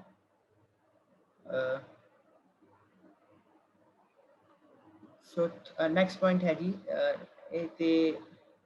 ਇਹ ਕੁਝ ਤਸਵੀਰਾਂ ਨੇ ਜਿਹੜੀਆਂ ਦੋਨਾਂ ਦੇਸ਼ਾਂ ਦੇ ਵਿੱਚ ਜਦੋਂ ਜੰਗ ਲੱਗੀ ਸੀ ਤਾਂ ਕਿੱਦਾਂ ਉਹਨਾਂ ਦੇ ਵਿੱਚ ਤੋਪਾਂ ਨਾਲ, ਟੈਂਕਾਂ ਨਾਲ ਹਮਲੇ ਹੋ ਰਹੇ ਸੀ, ਰੌਕੇਟਸ ਨਾਲ ਹਮਲੇ ਹੋ ਰਹੇ ਸੀ, ਤੇ ਕਿੰਨੀਆਂ ਹੀ ਬਿਲਡਿੰਗਸ ਦਾ ਨੁਕਸਾਨ ਹੋਇਆ ਸੀ, ਕਿੰਨੇ ਬੱਚਿਆਂ ਦੀਆਂ ਜਾਨਾਂ ਗਈਆਂ ਸੀ, ਤੇ ਕਿੰਨੇ ਹੋਰ ਇਕਨੋਮੀ ਦਾ ਨੁਕਸਾਨ ਹੋਇਆ ਸੀ। ਸੋ ਇਹ ਕੁਝ ਸੀਗੀ ਇੰਟਰਨੈਸ਼ਨਲ ਲੈਵਲ ਤੇ ਜਿਹੜੀ ਪਿਛਲੇ ਮਹੀਨੇ ਹੋਈ ਸੀ ਬੜੀ ਵੱਡੀ ਵਾਰ। ਤੇ ਜਦੋਂ ਤੁਸੀਂ ਕਿਸੇ ਐਗਜ਼ਾਮ ਦੇ ਵਿੱਚ, ਇੰਟਰਵਿਊ ਦੇ ਵਿੱਚ ਪੁੱਛੋਗੇ ਨਾ, ਜਾਓਗੇ, ਤਾਂ ਉਹ ਤੁਹਾਨੂੰ ਇਹੋ ਜਿਹੇ ਸਵਾਲ ਜ਼ਰੂਰ ਪੁੱਛਣਗੇ ਕਿ ਇਹਨਾਂ ਦੇ ਵਿੱਚ ਰੀਜ਼ਨਸ ਕੀ ਸੀਗੇ, ਦੋਨਾਂ ਦੇ ਵਿੱਚ ਵਾਰ ਕਿਉਂ ਲੱਗੀ ਸੀ, ਇਹਨਾਂ ਦੇ ਮੈਪ ਦੇ ਉੱਤੇ ਪੁੱਛਣਗੇ ਤੁਹਾਨੂੰ, ਇਹਨਾਂ ਦੇ ਕਨਫਲਿਕਟਸ ਬਾਰੇ ਪੁੱਛਣਗੇ, ਇਹਨਾਂ ਦੀ ਹਿਸਟਰੀ ਬਾਰੇ ਪੁੱਛਣਗੇ। ਸੋ ਇਹ ਸਾਨੂੰ ਜੇ ਆਪਾਂ ਕੰਪੀਟੀਟਿਵ ਐਗਜ਼ਾਮਸ ਦੇ ਵੱਲ ਜਾਣਾ ਤਾਂ ਸਾਨੂੰ ਇਹਨਾਂ ਬਾਰੇ ਜ਼ਰੂਰ ਪਤਾ ਹੋਣਾ ਚਾਹੀਦਾ ਹੈ। ਨੈਕਸਟ ਹੈ ਜੀ Stratolaunch test flies world's largest flight. So ਇਹ ਤੁਸੀਂ ਦੇਖ ਰਹੇ ਹੋਗੇ ਆਪਣੀ ਸਕਰੀਨ ਤੇ, ਇਹ ਜਹਾਜ਼ ਹੈ, ਇਹ ਕੋਈ ਦੋ ਜਹਾਜ਼ ਨਹੀਂ ਹੈਗੇ, ਇਹ ਇੱਕ ਹੀ ਜਹਾਜ਼ ਹੈ, ਇੱਕ ਹੀ ਜਹਾਜ਼ ਹੈ ਤੇ ਇਹਨਾਂ ਨੂੰ ਇਸ ਨੂੰ ਦੁਨੀਆ ਦਾ ਸਭ ਤੋਂ ਵੱਡਾ ਜਹਾਜ਼ ਮੰਨਿਆ ਜਾਂਦਾ ਹੈ। ਦੁਨੀਆ ਦਾ ਸਭ ਤੋਂ ਵੱਡਾ ਜਹਾਜ਼ ਹੈ ਤੇ ਇਹ ਤਾਂ ਹਾਲੇ ਤੁਹਾਨੂੰ ਫੋਟੋ ਵਿੱਚ ਭਾਵੇਂ ਛੋਟਾ ਲੱਗ ਰਿਹਾ ਹੋਵੇ, ਮੈਂ ਅਗਲੀ ਸਲਾਈਡ ਦੇ ਵਿੱਚ ਇਹਦੀ ਵੱਡੀ ਫੋਟੋ ਵੀ ਲਿਖਾਈ ਹੈ। ਤੇ ਇਹ ਇਸਨੇ 1 ਮਈ 2021 ਨੂੰ ਦੂਸਰੀ ਫਲਾਈਟ ਸਕਸੈਸਫੁਲ ਫਲਾਈਟ ਨੇ ਲਿੱਤੀ ਸੀ, ਕਿਉਂਕਿ ਸਕਸੈਸਫੁਲ ਫਲਾਈਟ ਨੇ ਲਿੱਤੀ ਸੀ ਤੇ ਜਿਹਦੇ ਵਿੱਚ ਉਹਦੀ 320 ਕਿਲੋਮੀਟਰ ਪਰ ਆਰ ਦੀ ਸਪੀਡ ਨਾਲ ਇਸਨੇ ਉਡਾਨ ਭਰੀ ਸੀ। ਤੇ ਇਹਦਾ ਜਿਹੜਾ ਵਿੰਗ ਸਪੈਨ ਹੈ, ਜਿਹੜਾ ਇਹਦਾ ਪੰਖ ਹੈਗੇ ਨੇ, ਇੱਕ ਪੰਖ ਤੋਂ ਲੈ ਕੇ ਅਗਰ ਦੂਜੇ ਪੰਖ ਦੇਖਿਆ ਜਾਏ ਤੇ ਇੰਨੇ ਵੱਡੇ ਨੇ, ਇੰਨਾ ਵੱਡਾ ਜਹਾਜ਼ ਹੈ ਕਿ ਇਹ ਪੂਰਾ ਫੁੱਟਬਾਲ ਜਿਹੜਾ ਗਰਾਊਂਡ ਹੁੰਦਾ ਹੈ ਉਸ ਤੋਂ ਵੀ ਵੱਡਾ ਹੁੰਦਾ ਹੈ। ਮੈਂ ਤੁਹਾਨੂੰ ਇਹਦੀ ਪੂਰੀ ਪਿਕਚਰ ਵੀ ਦਿਖਾਣਾ ਜੀ। ਹਾਂਜੀ, ਤੇ ਇਹ ਪੂਰਾ ਜਹਾਜ਼ ਹੈ, ਇੰਨਾ ਵੱਡਾ ਜਹਾਜ਼ ਹੁੰਦਾ ਹੈ। ਇਹਦੇ ਆਹ ਵਾਲੇ ਹੈਗਾ ਕਿ ਇਹ ਪੂਰਾ ਫੁੱਟਬਾਲ ਗਰਾਊਂਡ ਤੋਂ ਵੱਡਾ ਹੁੰਦਾ ਹੈ ਤੇ ਇਹ ਡਰੋਨ ਤੋਂ ਵੀ ਬੜੀ ਉੱਚੀ ਜਾ ਕੇ ਮਸਾ ਜਾ ਕੇ ਫੋਟੋ ਖਿੱਚੀ ਗਈ ਸੀ। ਤੇ ਇੰਨਾ ਵੱਡਾ ਜਹਾਜ਼ ਹੈ ਜਿਹਨੇ ਪਿਛਲੇ ਮਹੀਨੇ ਦੂਸਰੀ ਫਲਾਈਟ ਸਕਸੈਸਫੁਲ ਕੀਤੀ ਸੀ 4 ਕਿਲੋਮੀਟਰ ਉੱਪਰ ਜਾ ਕੇ। ਹਾਂਜੀ, ਤੇ ਇੰਟਰਨੈਸ਼ਨਲ ਲੈਵਲ ਤੇ ਇੱਕ ਹੋਰ ਚੀਜ਼ ਦੀ ਦੇਖਿਆ ਜਾਵੇ ਤਾਂ ਅਸੀਂ ਦੇਖ ਸਕਦੇ ਹਾਂ driverless cars on UK roads, ਕਿ UK ਜਿਹੜਾ ਹੈਗਾ ਯੂਨਾਈਟਿਡ ਕਿੰਗਡਮ ਜਿਹੜਾ ਦੇਸ਼ ਹੈ, ਤੇ ਉਹਨੇ ਪਿਛਲੇ ਮਹੀਨੇ 1 ਮਈ 2021 ਨੂੰ ਫਸਟ ਕੰਟਰੀ ਜਿਹੜੀ ਦਿੱਤੀ ਸੀ ਡਰਾਈਵਰਲੈਸ ਕਾਰਸ ਨੂੰ, ਕਿ ਜਿਹੜੇ ਡਰਾਈਵਰ ਸੀਗੇ ਉਹਨਾਂ ਪਰਮਿਸ਼ਨ ਦਿੱਤੀ ਸੀ ਬਿਨਾਂ ਡਰਾਈਵਰ ਤੋਂ ਜਿਹੜੀ ਗੱਡੀਆਂ ਚੱਲ ਸਕਦੀਆਂ ਨੇ। ਤੁਸੀਂ ਸੁਣਿਆ ਹੋਏਗਾ ਜਾਂ ਨਿਊਜ਼ਪੇਪਰ ਜਿਹੜੇ ਪੜ੍ਹਦੇ ਨੇ ਉਹਨਾਂ ਨੂੰ ਪਤਾ ਹੋਏਗਾ ਕਿ ਟੈਸਲਾ ਨਾਮ ਦੀ ਜਿਹੜੀ ਕੰਪਨੀਜ਼ ਹੈਗੀਆਂ ਨੇ, ਟੈਸਲਾ ਨਾਮ ਵਰਗੀਆਂ, ਤੇ ਉਹ ਇਲੈਕਟ੍ਰਿਕ ਕਾਰਸ ਵਰਗੀਆਂ ਚੀਜ਼ਾਂ ਬਣਾ ਰਹੇ ਨੇ, ਆਟੋਮੈਟਿਕ ਕਾਰਸ ਜਿਹੜੀ ਇਲੈਕਟ੍ਰਿਸਿਟੀ ਉੱਤੇ ਚੱਲਣ, ਤੇ ਜਿਹਦੇ ਨਾਲ ਪੈਟਰੋਲ ਦੇ ਵਿੱਚ ਬੜਾ ਘੱਟ ਖਰਚਾ ਆਏਗਾ ਤੇ ਅੱਗੇ ਜਾ ਕੇ ਇਸ ਦੀ ਬੜੀ ਵੱਡੀ ਜੌਬ ਓਪਰਚੁਨਿਟੀਜ਼ ਵੀ ਬੜੀਆਂ ਨੇ। ਤੇ ਇਹ UK ਪਿਛਲੇ ਮਹੀਨੇ ਫਸਟ ਕੰਟਰੀ ਬਣੀ ਸੀ ਜਿਨੇ ਆਪਣੀ ਸੜਕਾਂ ਉੱਤੇ ਬਿਨਾਂ ਡਰਾਈਵਰ ਤੋਂ ਗੱਡੀਆਂ ਚੱਲਣ ਵਾਲੀਆਂ ਗੱਡੀਆਂ ਨੂੰ ਇਜਾਜ਼ਤ ਦਿੱਤੀ ਸੀ। ਸੋ ਇਹ ਵੀ ਇੰਟਰਨੈਸ਼ਨਲ ਕਰੰਟ ਅਫੇਅਰ ਦੇ ਉੱਤੇ ਹੈਗੀ ਹੈ, ਤਾਂ ਕਿ ਸਾਨੂੰ ਪਤਾ ਚੱਲੇ ਕਿ ਦੁਨੀਆ ਦੇ ਵਿੱਚ ਕੀ ਚੀਜ਼ਾਂ ਹੋ ਰਹੀ ਹੈ, ਕੀ ਡਿਵੈਲਪਮੈਂਟ ਹੋ ਰਹੀ ਹੈ। ਹਾਂਜੀ, ਤੇ ਇੱਕ ਸਾਇੰਸ ਐਂਡ ਟੈਕਨੋਲੋਜੀ ਦੀ ਵਿੱਚ ਜਿਹੜੀ ਵੱਡੀ ਡਿਵੈਲਪਮੈਂਟ ਹੋਈ ਸੀ ਜਾਂ ਵੱਡੀ ਗਤੀਵਿਧੀ ਹੋਈ ਸੀ ਪਿਛਲੇ ਮਹੀਨੇ, ਉਹ ਸੀਗੀ ਜ਼ੂਰੋਂਗ ਲੈਂਡਿੰਗ। ਜ਼ੂਰੋਂਗ ਇੱਕ ਚਾਈਨਾ ਜਿਹੜਾ ਦੇਸ਼ ਹੈ ਉਹਦਾ ਇੱਕ ਹੈਗਾ ਜੀ ਮਾਰਸ ਰੋਵਰ। ਪਹਿਲਾਂ ਜਿਹੜਾ ਇੱਕ ਮਾਰਸ ਦੇ ਉੱਤੇ ਇਸ ਚੀਜ਼ ਨੂੰ ਭੇਜਿਆ ਜਾਂਦਾ ਹੈ ਤਾਂ ਕਿ ਉਹ ਮਾਰਸ ਦੇ ਉੱਤੇ ਹੋਰ ਚੀਜ਼ਾਂ ਦੀ, ਹੋਰ ਉਹਦੇ ਉੱਤੇ ਲਾਈਫ ਦੀ, ਹੋਰ ਦੂਸਰੀਆਂ ਸਟੱਡੀਜ਼ ਕਰ ਸਕੇ ਕਿ ਮਾਰਸ ਉੱਤੇ ਕੀ ਮੌਜੂਦ ਹੈ। ਤੇ ਇਹ ਚਾਈਨਾ ਅੱਜ ਤੱਕ ਦੁਨੀਆ ਦਾ ਦੂਸਰਾ ਦੇਸ਼ ਬਣਿਆ ਜਿਹਨੇ ਸਕਸੈਸਫੁਲੀ ਮਾਰਸ ਦੇ ਉੱਤੇ ਕੋਈ ਭੇਜਿਆ ਹੋਵੇ ਕੋਈ ਚੀਜ਼ ਇੱਦਾਂ ਦੀ ਰੋਵਰ ਵਾਂਗੂ। ਤੇ ਉਸਨੇ ਕੁਝ ਤਸਵੀਰਾਂ ਵੀ ਭੇਜੀਆਂ ਸੀਗੀਆਂ ਮਾਰਸ ਤੋਂ, ਜਿਹੜੀ ਚਾਈਨਾ ਦੀ ਸਪੇਸ ਏਜੰਸੀ ਨੇ ਆਪਣੀ ਵੈਬਸਾਈਟ ਦੇ ਉੱਤੇ ਅਪਲੋਡ ਕੀਤੀਆਂ ਸੀ, ਤੇ ਉਹ ਵੀ ਮੈਂ ਤੁਹਾਨੂੰ ਦਿਖਾਊਂਗਾ। ਤੇ ਇਹ ਹੁਣ ਜਾ ਕੇ 15 ਮਈ ਨੂੰ ਲੈਂਡ ਕੀਤਾ ਸੀ ਤੇ 90 ਡੇਜ਼ ਮਾਰਸ ਉੱਤੇ ਰਹਿ ਕੇ ਸਟੱਡੀ ਕਰੇਗਾ ਤੇ ਉੱਥੇ ਦੀਆਂ ਚੀਜ਼ਾਂ ਇਹ ਅਰਥ ਉੱਤੇ ਭੇਜੇਗਾ ਤਾਂ ਕਿ ਅਸੀਂ ਮਾਰਸ ਦੇ ਉੱਤੇ ਹੋਣ ਵਾਲੀਆਂ ਚੀਜ਼ਾਂ ਨੂੰ ਦੇਖ ਸਕੀਏ। ਤੇ ਇੱਕ ਇਹਨੂੰ ਭੇਜਿਆ ਗਿਆ ਸੀ ਆਰਬਿਟਰ ਟਿਆਨ 1। ਇਨ ਆਰਬਿਟਰ ਦਾ ਨਾਮ ਹੁੰਦਾ ਹੈ ਜੀ, ਜਿਵੇਂ ਤੁਹਾਨੂੰ ਯਾਦ ਹੋਏਗਾ ਪਿਛਲੇ 2019 ਦੇ ਵਿੱਚ ਇੱਕ ਚੰਦਰਯਾਨ ਮਿਸ਼ਨ ਜਦੋਂ ਹੋਇਆ ਸੀਗਾ, ਉਹਦੇ ਵਿੱਚ ਨਾਮ ਸੀਗਾ ਆਰਬਿਟਰ ਦਾ ਵਿਕਰਮ ਲੈਂਡਰ, ਤੇ ਉਦਾਂ ਹੀ ਆਰਬਿਟਰ ਇਹਦਾ ਨਾਮ ਹੈਗਾ ਜੀ ਟਿਆਨ 1। ਸੋ ਇਹ ਹੈਗੀਆਂ ਨੇ ਜੀ ਜਿਹੜੀਆਂ ਜਿਹੜੇ ਇਸ ਰੋਵਰ ਨੇ ਮਾਰਸ ਤੋਂ ਪਹਿਲੀਆਂ ਫੋਟੋਜ਼ ਭੇਜੀਆਂ ਸੀਗੀਆਂ। ਇਹ ਮਾਰਸ ਦੀ ਲੈਂਡ ਸਰਫੇਸ ਹੈ ਜੀ, ਆਹ ਵਾਲੀ ਜਿਹੜੀ ਸਾਰੀ ਮਾਰਸ ਦੀ ਲੈਂਡ ਸਰਫੇਸ ਹੈ, ਇਹਨੇ ਉੱਪਰ ਆਪਣੇ ਕੈਮਰੇ ਤੋਂ ਇਹ ਸਾਰੀਆਂ ਚੀਜ਼ਾਂ ਕੈਪਚਰ ਕੀਤੀਆਂ ਨੇ। ਤੇ ਆਹ ਜਿਹੜਾ ਜਿਵੇਂ ਕੈਮਰਾ ਲੱਗਿਆ ਹੋਇਆ ਵਾਲਾ, ਆਹ ਕੈਮਰੇ ਤੋਂ ਇਹ ਸਾਰੀਆਂ ਚੀਜ਼ਾਂ ਕੀਤੀਆਂ ਨੇ। ਤੇ ਆਹ ਹੈਗਾ ਧਿਆਨ 1 ਆਰਬਿਟਰ ਜਿਹਦੇ ਵਿੱਚ ਇਸ ਨੂੰ ਲਿਆਂਦਾ ਗਿਆ ਸੀਗਾ ਇਸ ਰੋਵਰ ਨੂੰ। ਸੋ ਇੰਟਰਨੈਸ਼ਨਲ ਲੈਵਲ ਦੇ ਉੱਤੇ, ਸਾਇੰਸ ਟੈਕਨੋਲੋਜੀ ਲੈਵਲ ਦੇ ਉੱਤੇ ਸਾਨੂੰ ਪੁੱਛਿਆ ਜਾ ਸਕਦਾ ਹੈ ਕਿ ਕਿਹੜਾ ਸਕਸੈਸਫੁਲੀ ਦੂਸਰਾ ਦੇਸ਼ ਬਣਿਆ ਜਿਹਨੇ ਮਾਰਸ ਦੇ ਉੱਤੇ ਐਸੀ ਚੀਜ਼ ਭੇਜੀ ਹੈ। ਹਾਂਜੀ, ਤੇ ਦੂਸਰਾ ਹੈਗਾ ਜੀ ਇੰਟਰਨੈਟ ਐਕਸਪਲੋਰਰ ਰਿਟਾਇਰਸ। ਜਿਨ੍ਹਾਂ ਕੋਲ ਕੰਪਿਊਟਰ ਹੋਏਗਾ ਜਾਂ ਜਿਨ੍ਹਾਂ ਕੋਲ ਲੈਪਟਾਪਸ ਹੋਣਗੇ ਉਹਨਾਂ ਨੇ ਦੇਖਿਆ ਹੋਏਗਾ ਕਿ ਵਿੰਡੋ 7 ਹੁੰਦੀ ਹੈ, ਉਹਨਾਂ ਨੇ ਦੇਖਿਆ ਹੋਏਗਾ ਕਿ ਉਹਨਾਂ ਦੇ ਜਿਹੜਾ ਵੈਬ ਬਰਾਊਜ਼ਰ ਹੈ ਉਹਦਾ ਨਾਮ ਇੰਟਰਨੈਟ ਐਕਸਪਲੋਰਰ ਹੈਗਾ, ਇੰਟਰਨੈਟ ਐਕਸਪਲੋਰਰ। ਜੇ ਕਿਸੇ ਨੂੰ ਯਾਦ ਨਹੀਂ ਹੈ ਮੈਂ ਉਹਦੀ ਪਿਕਚਰ ਵੀ ਦਿਖਾ ਦਿੰਦਾ ਜੀ।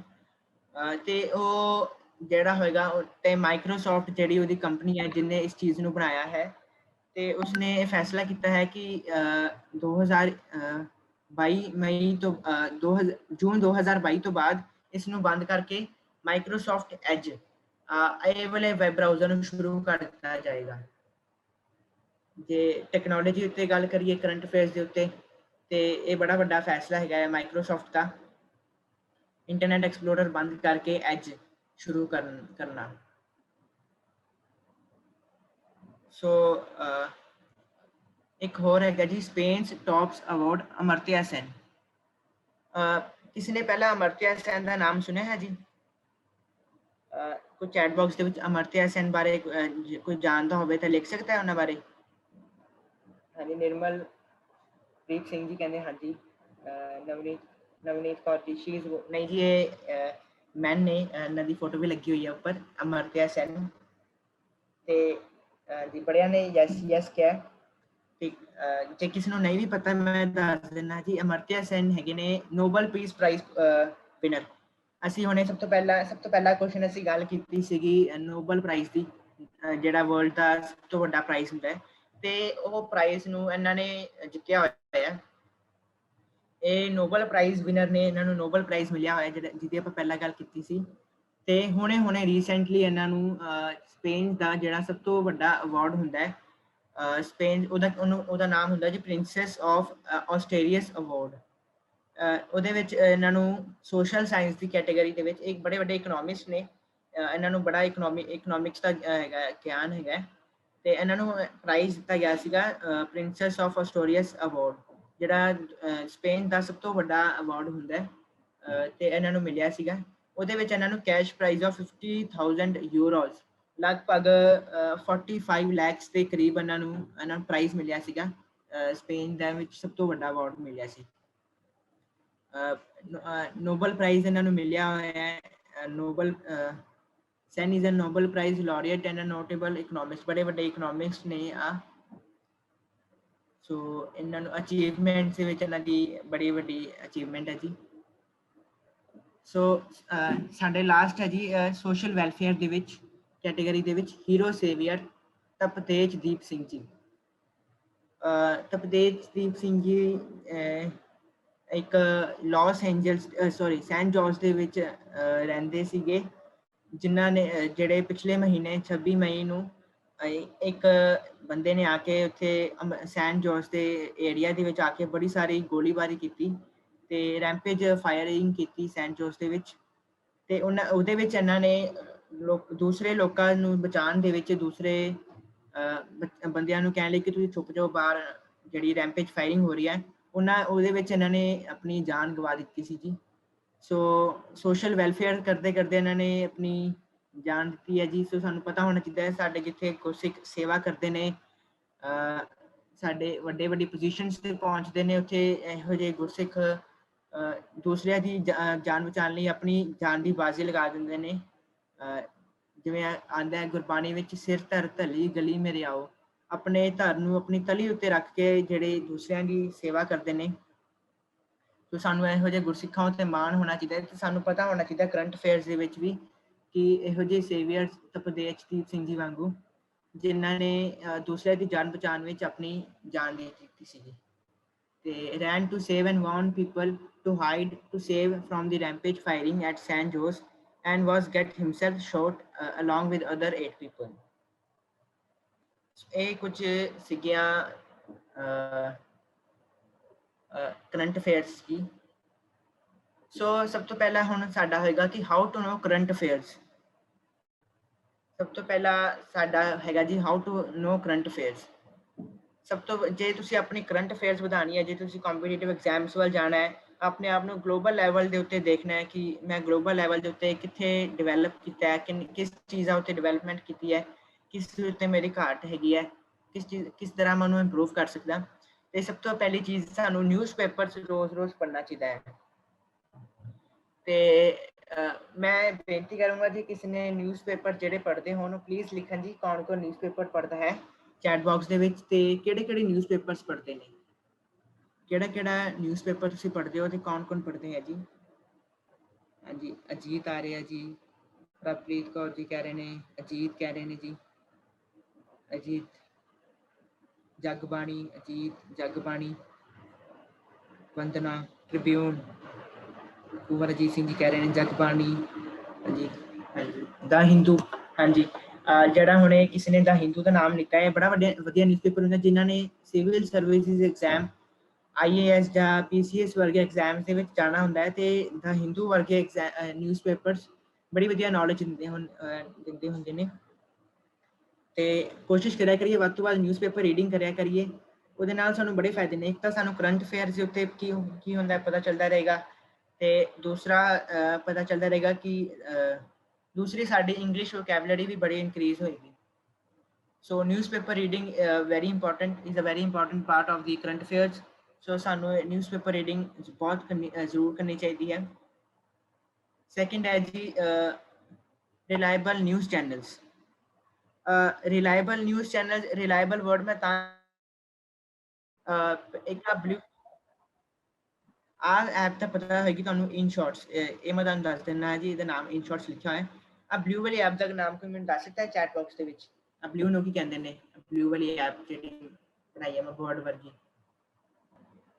ਇਹ ਬਲੂ ਵਾਲੀ ਐਪ ਕਿਸ ਚੀਜ਼ ਦਾ ਸਿੰਬਲ ਹੈ ਸਾਰਿਆਂ ਨੇ ਹਾਂਜੀ ਸਾਰਿਆਂ ਨੇ ਟਵਿੱਟਰ ਕਿਹਾ ਜੀ ਬੜੇ ਹੁਸ਼ਿਆਰ ਬੱਚੇ ਨੇ ਸਾਡੇ ਸਾਰੇ ਐਜੂਕੇਟ ਪੰਜਾਬ ਪ੍ਰੋਜੈਕਟ ਤੇ। ਹਾਂਜੀ ਇਹ ਹੈਗਾ ਨੇ ਜੀ ਇਹ ਹੈਗਾ ਜੀ ਟਵਿੱਟਰ।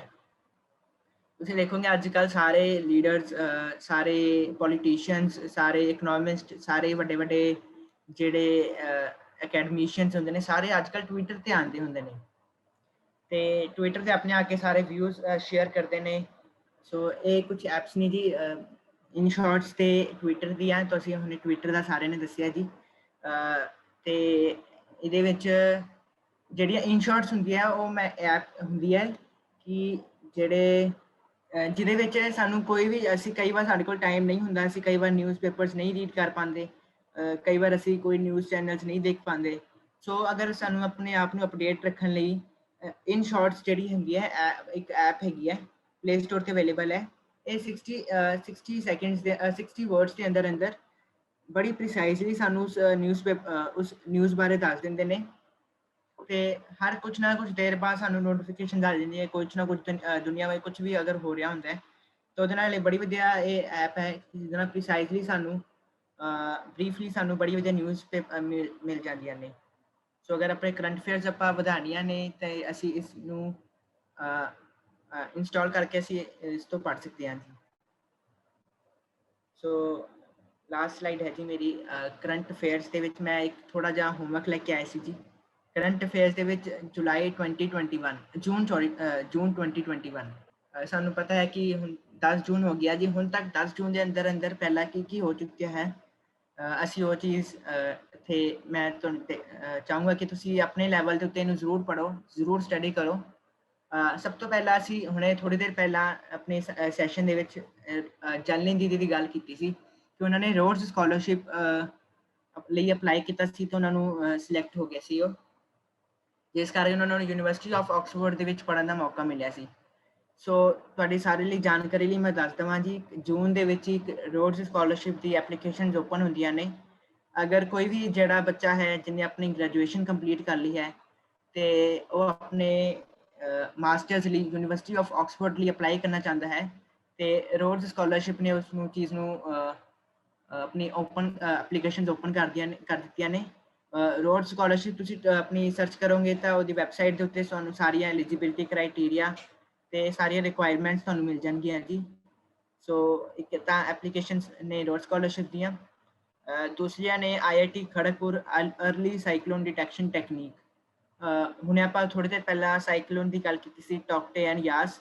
ਸੋ ਹੁਣੇ ਜੂਨ ਦੇ ਵਿੱਚ ਹੀ IIT ਜਿਹੜਾ ਖੜਗਪੁਰ ਹੈ ਉਹਨੇ ਸਾਈਕਲੋਨ ਡਿਟੈਕਸ਼ਨ ਟੈਕਨੀਕ ਡਿਵੈਲਪ ਕੀਤੀ ਹੈ ਜਿਹਦੇ ਨਾਲ ਸਾਨੂੰ ਸਾਈਕਲੋਨਸ ਆਉਣ ਵਾਲੇ ਪਹਿਲੇ ਹੀ ਪਤਾ ਚੱਲ ਜਾਣਗੇ ਕਿਹੜੇ ਸਾਈਕਲੋਨ ਕਦੋਂ ਆ ਰਿਹਾ ਤੇ ਕਿੱਥੇ ਆ ਰਿਹਾ, ਤਾਂ ਕਿ ਆਪਾਂ ਉਸ ਲਈ ਪਹਿਲੇ ਹੀ ਪ੍ਰਿਪੇਅਰ ਕਰ ਸਕੀਏ। ਥਰਡ ਹੈ ਜੀ QS ਵਰਲਡ ਯੂਨੀਵਰਸਿਟੀ ਰੈਂਕਿੰਗਸ 2020।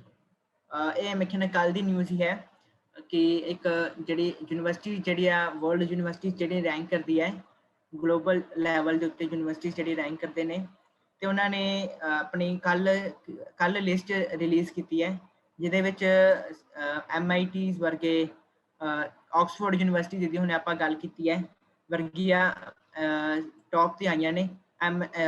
MIT ਜਿਹੜੀ ਹੈਗੀ ਆ ਫਸਟ ਨੰਬਰ ਤੇ ਆਈ ਹੈ, ਆਕਸਫੋਰਡ ਯੂਨੀਵਰਸਿਟੀ ਉਹ ਸੈਕਿੰਡ ਨੰਬਰ ਤੇ ਆਈ ਹੈ, ਥਰਡ ਨੰਬਰ ਤੇ ਸਟੈਨਫੋਰਡ ਯੂਨੀਵਰਸਿਟੀ ਆ ਰਹੀ ਹੈ। ਤੇ ਅਸੀਂ ਇਸ ਨੂੰ ਵੀ ਜ਼ਰੂਰ ਸਟੱਡੀ ਕਰੀਏ ਤੇ ਆਪਣੇ ਨਿਸ਼ਾਨਾ ਬਣਾਈਏ ਕਿ ਅਸੀਂ ਵੀ ਦੁਨੀਆ ਦੇ ਇਸ ਇੰਨੀ ਵੱਡੀ ਯੂਨੀਵਰਸਿਟੀ ਦੇ ਵਿੱਚ ਪਹੁੰਚ ਕੇ ਆਪਣੀ ਪੜ੍ਹਾਈ ਕਰੀਏ ਦੁਨੀਆ ਦੀ, ਤਾਂ ਕਿ ਸਭ ਤੋਂ ਵਧੀਆ ਪੜ੍ਹਾਈ ਕਰ ਸਕੀਏ ਤੇ ਵਧੀਆ ਉੱਚੀਆਂ ਪੋਜੀਸ਼ਨਸ ਤੇ ਪਹੁੰਚ ਕੇ ਕੌਮ ਦੀ ਸੇਵਾ ਕਰ ਸਕੀਏ। ਸੋ ਇੱਕ ਹੈਗਾ ਜੀ Punjab tops in performing grading index. Performing grading index ਹੁੰਦਾ ਜੀ ਮਿਨਿਸਟਰੀ ਆਫ ਐਜੂਕੇਸ਼ਨ, ਇਹ ਹਰ ਸਾਲ ਕਰਦੀ ਹੈ ਜੀ, ਪਿਛਲੇ 3 ਸਾਲ ਤੋਂ ਇਹ ਕਰ ਰਹੇ ਨੇ। ਤੇ ਇਹਦੇ ਵਿੱਚ ਇਹਨਾਂ ਨੇ ਪਾਇਆ ਕਿ ਜਿਹੜਾ ਪੰਜਾਬ ਦਾ ਐਜੂਕੇਸ਼ਨ ਸਿਸਟਮ ਹੈ ਬਹੁਤ ਜ਼ਿਆਦਾ ਇੰਪਰੂਵ ਕਰ ਰਿਹਾ ਹੈ ਤੇ ਉਹਨੇ ਇੰਡੀਆ ਦੀ ਸਾਰੀਆਂ ਸਟੇਟਸ ਵਿੱਚ ਟੌਪ ਕੀਤਾ ਹੈ ਪੰਜਾਬ ਨੇ। ਤੇ ਇਹ ਤਾਂ ਹੀ ਹੋਇਆ ਜੀ ਜਿਵੇਂ ਐਜੂਕੇਟ ਪੰਜਾਬ ਪ੍ਰੋਜੈਕਟ ਵਰਗੇ ਨਿਸ਼ਕਾਮ ਜਿਹੜੇ ਪ੍ਰੋਜੈਕਟਸ ਕਰਦੇ ਨੇ, ਦੂਸਰੀਆਂ ਆਰਗੇਨਾਈਜੇਸ਼ਨਸ ਜਿਹੜੇ ਪੰਜਾਬ ਨੂੰ ਐਜੂਕੇਸ਼ਨ ਦੇ ਵੱਲ ਵਧਾ ਰਹੇ ਨੇ, ਰੁਝਾਨ ਪੈਦਾ ਕਰ ਰਹੇ ਨੇ, ਇਹ ਉਹਨਾਂ ਸਦਕੇ ਹੀ ਪੰਜਾਬ ਨੇ ਪਰਫਾਰਮਿੰਗ ਗ੍ਰੇਡਿੰਗ ਇੰਡੈਕਸ ਦੇ ਵਿੱਚ ਟੌਪ ਪੋਜੀਸ਼ਨ ਹਾਸਿਲ ਕੀਤੀ ਹੈ ਪੂਰੇ ਇੰਡੀਆ ਦੇ ਵਿੱਚੋਂ। ਇੱਕ ਹੈਗਾ ਜੀ NASA top robotic mission to Venus. ਇਹ ਨਾਸਾ ਨੇ ਇੱਕ ਮਿਸ਼ਨ ਸ਼ੁਰੂ ਕੀਤਾ ਹੈ ਜਿਹੜੇ 2 ਰੋਬੋਟਸ ਉਹ ਵੀਨਸ ਦੇ ਉੱਤੇ ਭੇਜਣਗੇ। ਜਿਵੇਂ ਚਾਈਨਾ ਨੇ ਮਾਰਸ ਦੇ ਉੱਤੇ ਭੇਜਿਆ ਸੀ, ਉੱਦਾਂ ਹੀ ਇਹ 2 ਰੋਬੋਟਸ ਵੀਨਸ ਦੇ ਉੱਤੇ ਜਿਹੜਾ ਹੁੰਦਾ ਸੈਕਿੰਡ ਜਿਹੜਾ ਪਲੈਨਟ ਆ ਮਰਕਰੀ ਤੋਂ ਬਾਅਦ ਜਿਹੜਾ ਵੀਨਸ ਆਉਂਦਾ ਉਹਦੇ ਉੱਤੇ ਭੇਜਣਗੇ, ਉਹਦੇ ਉੱਤੇ ਸਟੱਡੀ ਕਰੇਗਾ। ਤੇ ਇੱਕ ਹੈਗਾ Ranjit Sinha Disale appointed as educational adviser of World Bank. Ranjit Sinha Disale, ਜਿਨ੍ਹਾਂ ਨੂੰ ਨਹੀਂ ਪਤਾ ਮੈਂ ਦੱਸ ਦੇਵਾਂ ਜੀ, ਐਜੂਕੇਟ ਪੰਜਾਬ ਪ੍ਰੋਜੈਕਟ ਦੇ ਵਿੱਚ ਵੀ ਬੜੇ ਸਾਰੇ ਟੀਚਰਸ ਹੈਗੇ ਹੋ ਤੁਸੀਂ, ਤੇ ਇਹਨਾਂ ਨੂੰ ਗਲੋਬਲ ਟੀਚਰਸ ਅਵਾਰਡ ਨਾਲ ਇਹਨਾਂ ਨੂੰ ਪਿਛਲੇ ਸਾਲ ਦਿੱਤਾ ਗਿਆ ਸੀ। ਪੂਰੇ ਦੁਨੀਆ ਦੇ ਵਿੱਚ ਟੌਪ ਜਿਹੜੇ ਟੀਚਰਸ ਹੁੰਦੇ ਨੇ ਤੇ ਉਹਨਾਂ ਵਿੱਚੋਂ ਇਹਨਾਂ ਨੂੰ ਜਿਹੜੇ ਇੰਡੀਆ ਦੇ ਮਹਾਰਾਸ਼ਟਰ ਦੇ ਵਿੱਚ ਰਹਿੰਦੇ ਨੇ, ਉਹਨਾਂ ਨੂੰ ਪਿਛਲੇ ਸਾਲ 1 ਮਿਲੀਅਨ ਦਾ ਇਹਨਾਂ ਨੂੰ ਪ੍ਰਾਈਜ਼ ਮਿਲਿਆ ਸੀ। ਸੋ ਜਿਹੜਾ ਦੁਨੀਆ ਦੇ ਟੌਪ ਟੀਚਰਸ ਨੂੰ ਮਿਲਦਾ ਹੁੰਦਾ ਹੈ ਤੇ ਇਹਨਾਂ ਦਾ ਨਾਮ ਫਸਟ ਪੋਜੀਸ਼ਨ ਤੇ ਆਇਆ ਸੀ। ਤੇ ਇਹਨਾਂ ਨੇ ਉਸ ਤੋਂ ਬਾਅਦ ਇਹਨਾਂ ਨੇ ਇਸ ਨੂੰ ਆਪਣੇ ਪ੍ਰਾਈਜ਼ ਨੂੰ ਆਪਣੇ ਜਿਹੜੇ ਹੋਰ ਆਪਣੇ ਟੌਪਰ ਸੀਗੇ ਉਹਨਾਂ ਨਾਲ ਵਿੱਚ ਸ਼ੇਅਰ ਵੀ ਕੀਤਾ ਸੀ। ਸੋ ਤੇ ਹੁਣੇ ਜੂਨ ਦੇ ਮਹੀਨੇ ਵਿੱਚ ਇਹਨਾਂ ਨੂੰ ਵਰਲਡ ਬੈਂਕ ਦੇ ਵਿੱਚ ਐਜੂਕੇਸ਼ਨਲ ਐਡਵਾਈਜ਼ਰ ਇਹਨਾਂ ਨੂੰ ਅਪੁਆਇੰਟ ਕੀਤਾ ਗਿਆ ਹੈ। ਸੋ ਮੈਂ ਤੁਹਾਨੂੰ ਸਾਰਿਆਂ ਨੂੰ ਬੇਨਤੀ ਕਰੂੰਗਾ ਕਿ ਨਿਊਜ਼ਪੇਪਰਸ ਰੀਡ ਕਰੀਏ ਤੇ ਇਹਨਾਂ ਸਾਰੀਆਂ ਕਰੰਟ ਅਫੇਅਰਸ ਉੱਤੇ ਜ਼ਰੂਰ ਸਟੱਡੀ ਕਰੀਏ ਤੇ ਆਪਣੀ ਨੌਲੇਜ ਨੂੰ ਹੋਰ ਵਧਾਈਏ ਤੇ ਵਧੀਆ ਪੋਜੀਸ਼ਨਸ ਤੇ ਪਹੁੰਚ ਕੇ ਕੌਮ ਦੀ ਸਮਾਜ ਦੀ ਸੇਵਾ ਕਰ ਸਕੀਏ ਜੀ। ਸੋ ਇਹ ਥੋੜ੍ਹੀਆਂ ਜੀ ਕਰੰਟ ਅਫੇਅਰਸ ਦੇ ਉੱਤੇ ਸੀਗੀ ਪ੍ਰੈਜੈਂਟੇਸ਼ਨ ਜੀ। ਸੋ ਇੰਨੀਆਂ ਕੁ ਬੇਨਤੀਆਂ ਪ੍ਰਵਾਨ ਕਰਨੀਆਂ ਜੀ। ਭੁੱਲਾਂ ਚੁੱਕਾਂ ਦੇ ਖਿਮਾ। ਵਾਹਿਗੁਰੂ ਜੀ ਕਾ ਖਾਲਸਾ, ਵਾਹਿਗੁਰੂ ਜੀ ਕੀ ਫਤਿਹ। ਵਾਹਿਗੁਰੂ ਜੀ ਕਾ ਖਾਲਸਾ, ਵਾਹਿਗੁਰੂ ਜੀ ਕੀ ਫਤਿਹ ਜੀ। ਤੁਹਾਡਾ ਬਹੁਤ-ਬਹੁਤ ਧੰਨਵਾਦ ਵੀਰ ਜੀ, ਤੁਸੀਂ ਸਾਨੂੰ ਬਹੁਤ ਵਧੀਆ ਤਰੀਕੇ ਨਾਲ ਸਮਝਾਇਆ ਤੇ ਸਾਨੂੰ ਕਰੰਟ ਅਫੇਅਰਸ ਤੋਂ ਜਾਣੂ ਕਰਵਾਇਆ ਤੇ ਸਾਡੇ ਲਈ ਜਾਣਨਾ ਵੀ ਬਹੁਤ ਜ਼ਰੂਰੀ ਹੈ। ਤੇ ਹੁਣ ਕੁਝ ਕੁ ਹੈਂਡ ਰੇਜ਼ ਨੇ, ਅਸੀਂ ਲੈ ਲਈਏ ਜੀ। ਵੀਰ ਜੀ ਵਾਹਿਗੁਰੂ ਜੀ ਕਾ ਖਾਲਸਾ, ਵਾਹਿਗੁਰੂ ਜੀ ਕੀ ਫਤਿਹ। ਵਾਹਿਗੁਰੂ ਜੀ ਕੀ ਫਤਿਹ ਜੀ। ਮੇਰਾ ਕੁਐਸਚਨ ਇਹ ਸੀਗਾ ਜੀ, ਜੋ ਅਮਰਤਿਆ ਸੈਨ ਨੇ ਦੱਸਿਆ ਸੀਗਾ ਵੀ ਅਮਰਤਿਆ ਸੈਨ ਨੂੰ ਜੋ ਪ੍ਰਾਈਜ਼ ਮਿਲਿਆ ਸੀ ਸਪੇਨ ਦੇ ਵਿੱਚ, ਉਹ ਕਿਸ ਲਈ ਮਿਲਿਆ ਸੀ ਜੀ? ਹਾਂਜੀ, ਉਹਨਾਂ ਨੇ ਨਾ ਸੋਸ਼ਲ ਸਟੱਡੀਜ਼ ਦੇ ਵਿੱਚ ਬੜੀਆਂ ਸਾਰੀਆਂ ਰਿਸਰਚਿਸ ਕੀਤੀਆਂ ਨੇ, ਬੜਾ ਸਾਰਾ ਉਹਨਾਂ ਨੇ ਬੁੱਕਸ ਲਿਖੀਆਂ ਨੇ ਤੇ ਜਿਹੜੇ ਉਹਨਾਂ ਦੀ ਕੰਟਰੀਬਿਊਸ਼ਨ ਸੀ ਰਿਸਰਚ ਦੇ ਵਿੱਚ ਜਾਂ ਹੋਰ ਸੋਸ਼ਲ ਸਾਇੰਸ ਦੀ ਕੈਟਾਗਰੀ ਵਿੱਚ, ਇਕਨੋਮਿਕਸ ਦੇ ਵਿੱਚ, ਉਸ ਕਰਕੇ ਉਹਨਾਂ ਨੂੰ ਇਹ ਅਵਾਰਡ ਮਿਲਿਆ ਜੀ। ਠੀਕ ਹੈ ਜੀ। ਨੋਬਲ ਪ੍ਰਾਈਜ਼ ਵੀ ਉਹਨਾਂ ਨੂੰ ਇਸੇ ਕਰਕੇ ਮਿਲਿਆ ਸੀ ਜੀ, ਇਕਨੋਮਿਕਸ ਦੇ ਕਰਕੇ ਹੀ। ਵਾਹਿਗੁਰੂ ਜੀ ਕਾ ਖਾਲਸਾ, ਵਾਹਿਗੁਰੂ ਜੀ ਕੀ ਫਤਿਹ। ਅਤੇ ਜੀ ਵਾਹਿਗੁਰੂ ਜੀ ਸਭ ਤੋਂ ਪਹਿਲਾਂ ਤਾਂ ਤੁਹਾਡਾ ਬਹੁਤ-ਬਹੁਤ ਥੈਂਕਸ ਕਿ ਤੁਸੀਂ ਇੰਨਾ ਵਧੀਆ ਟੌਪਿਕ ਲਿਆ, ਸਾਡੇ ਲਈ ਬਹੁਤ ਹੀ ਨੌਲੇਜੇਬਲ ਹੈ। ਮੈਂ ਤੁਹਾਡੇ ਤੋਂ ਕੁਐਸਚਨ ਪੁੱਛਣਾ ਸੀ ਕਿ ਤੁਸੀਂ ਵੀ ਕਿਸੇ ਪੇਪਰ ਦੀ ਤਿਆਰੀ ਕਰ ਰਹੇ ਹੋ? ਹਾਂਜੀ, ਵੈਸੇ ਕੀਤੀ ਤਾਂ ਹੈ। ਮੈਂ ਪਿਛਲੇ ਸਾਲ NDA ਦਾ ਐਗਜ਼ਾਮ ਦਿੱਤਾ ਸੀ ਜੀ, ਤੇ ਐਨਡੀਏ ਦੇ ਵਿੱਚ ਵੀ ਬੜੇ ਸਾਰੇ ਇਹ ਚੀਜ਼ਾਂ ਹੁੰਦੀਆਂ ਨੇ ਤੇ ਹੋਰ ਆਈਏਐਸ ਦੇ ਵਿੱਚ ਵੀ ਚੀਜ਼ਾਂ ਪੁੱਛੀਆਂ ਜਾਂਦੀਆਂ ਨੇ। ਹੋਰ ਤੁਸੀਂ ਕਿਸੇ ਬੈਂਕਿੰਗ ਸੈਕਟਰ ਦੇ ਵਿੱਚ ਵੀ ਜਾਣਾ ਹੈ ਜਾਂ ਕਿਸੇ ਰੇਲਵੇਜ਼ ਦੇ ਵਿੱਚ ਵੀ ਜਾਣਾ ਹੈ, ਅੱਜ ਕੱਲ੍ਹ ਰੇਲਵੇ ਦੇ ਵਿੱਚ ਬੜੀਆਂ ਸਾਰੀਆਂ ਓਪਰਚੁਨਿਟੀਜ਼ ਨਿਕਲਦੀਆਂ ਨੇ ਤੇ ਉਹਦੇ ਵਿੱਚ ਤੁਹਾਡੀ ਸਭ ਤੋਂ ਪਹਿਲਾਂ ਕਰੰਟ ਅਫੇਅਰਸ ਦੀ ਟੈਸਟ ਹੁੰਦੀ ਹੈ ਜੀ। ਸੋ ਸਾਡੀ ਕੈਂਪ ਦੀ ਸਮਾਪਤੀ ਇੱਥੇ ਹੀ ਹੈ ਜੀ।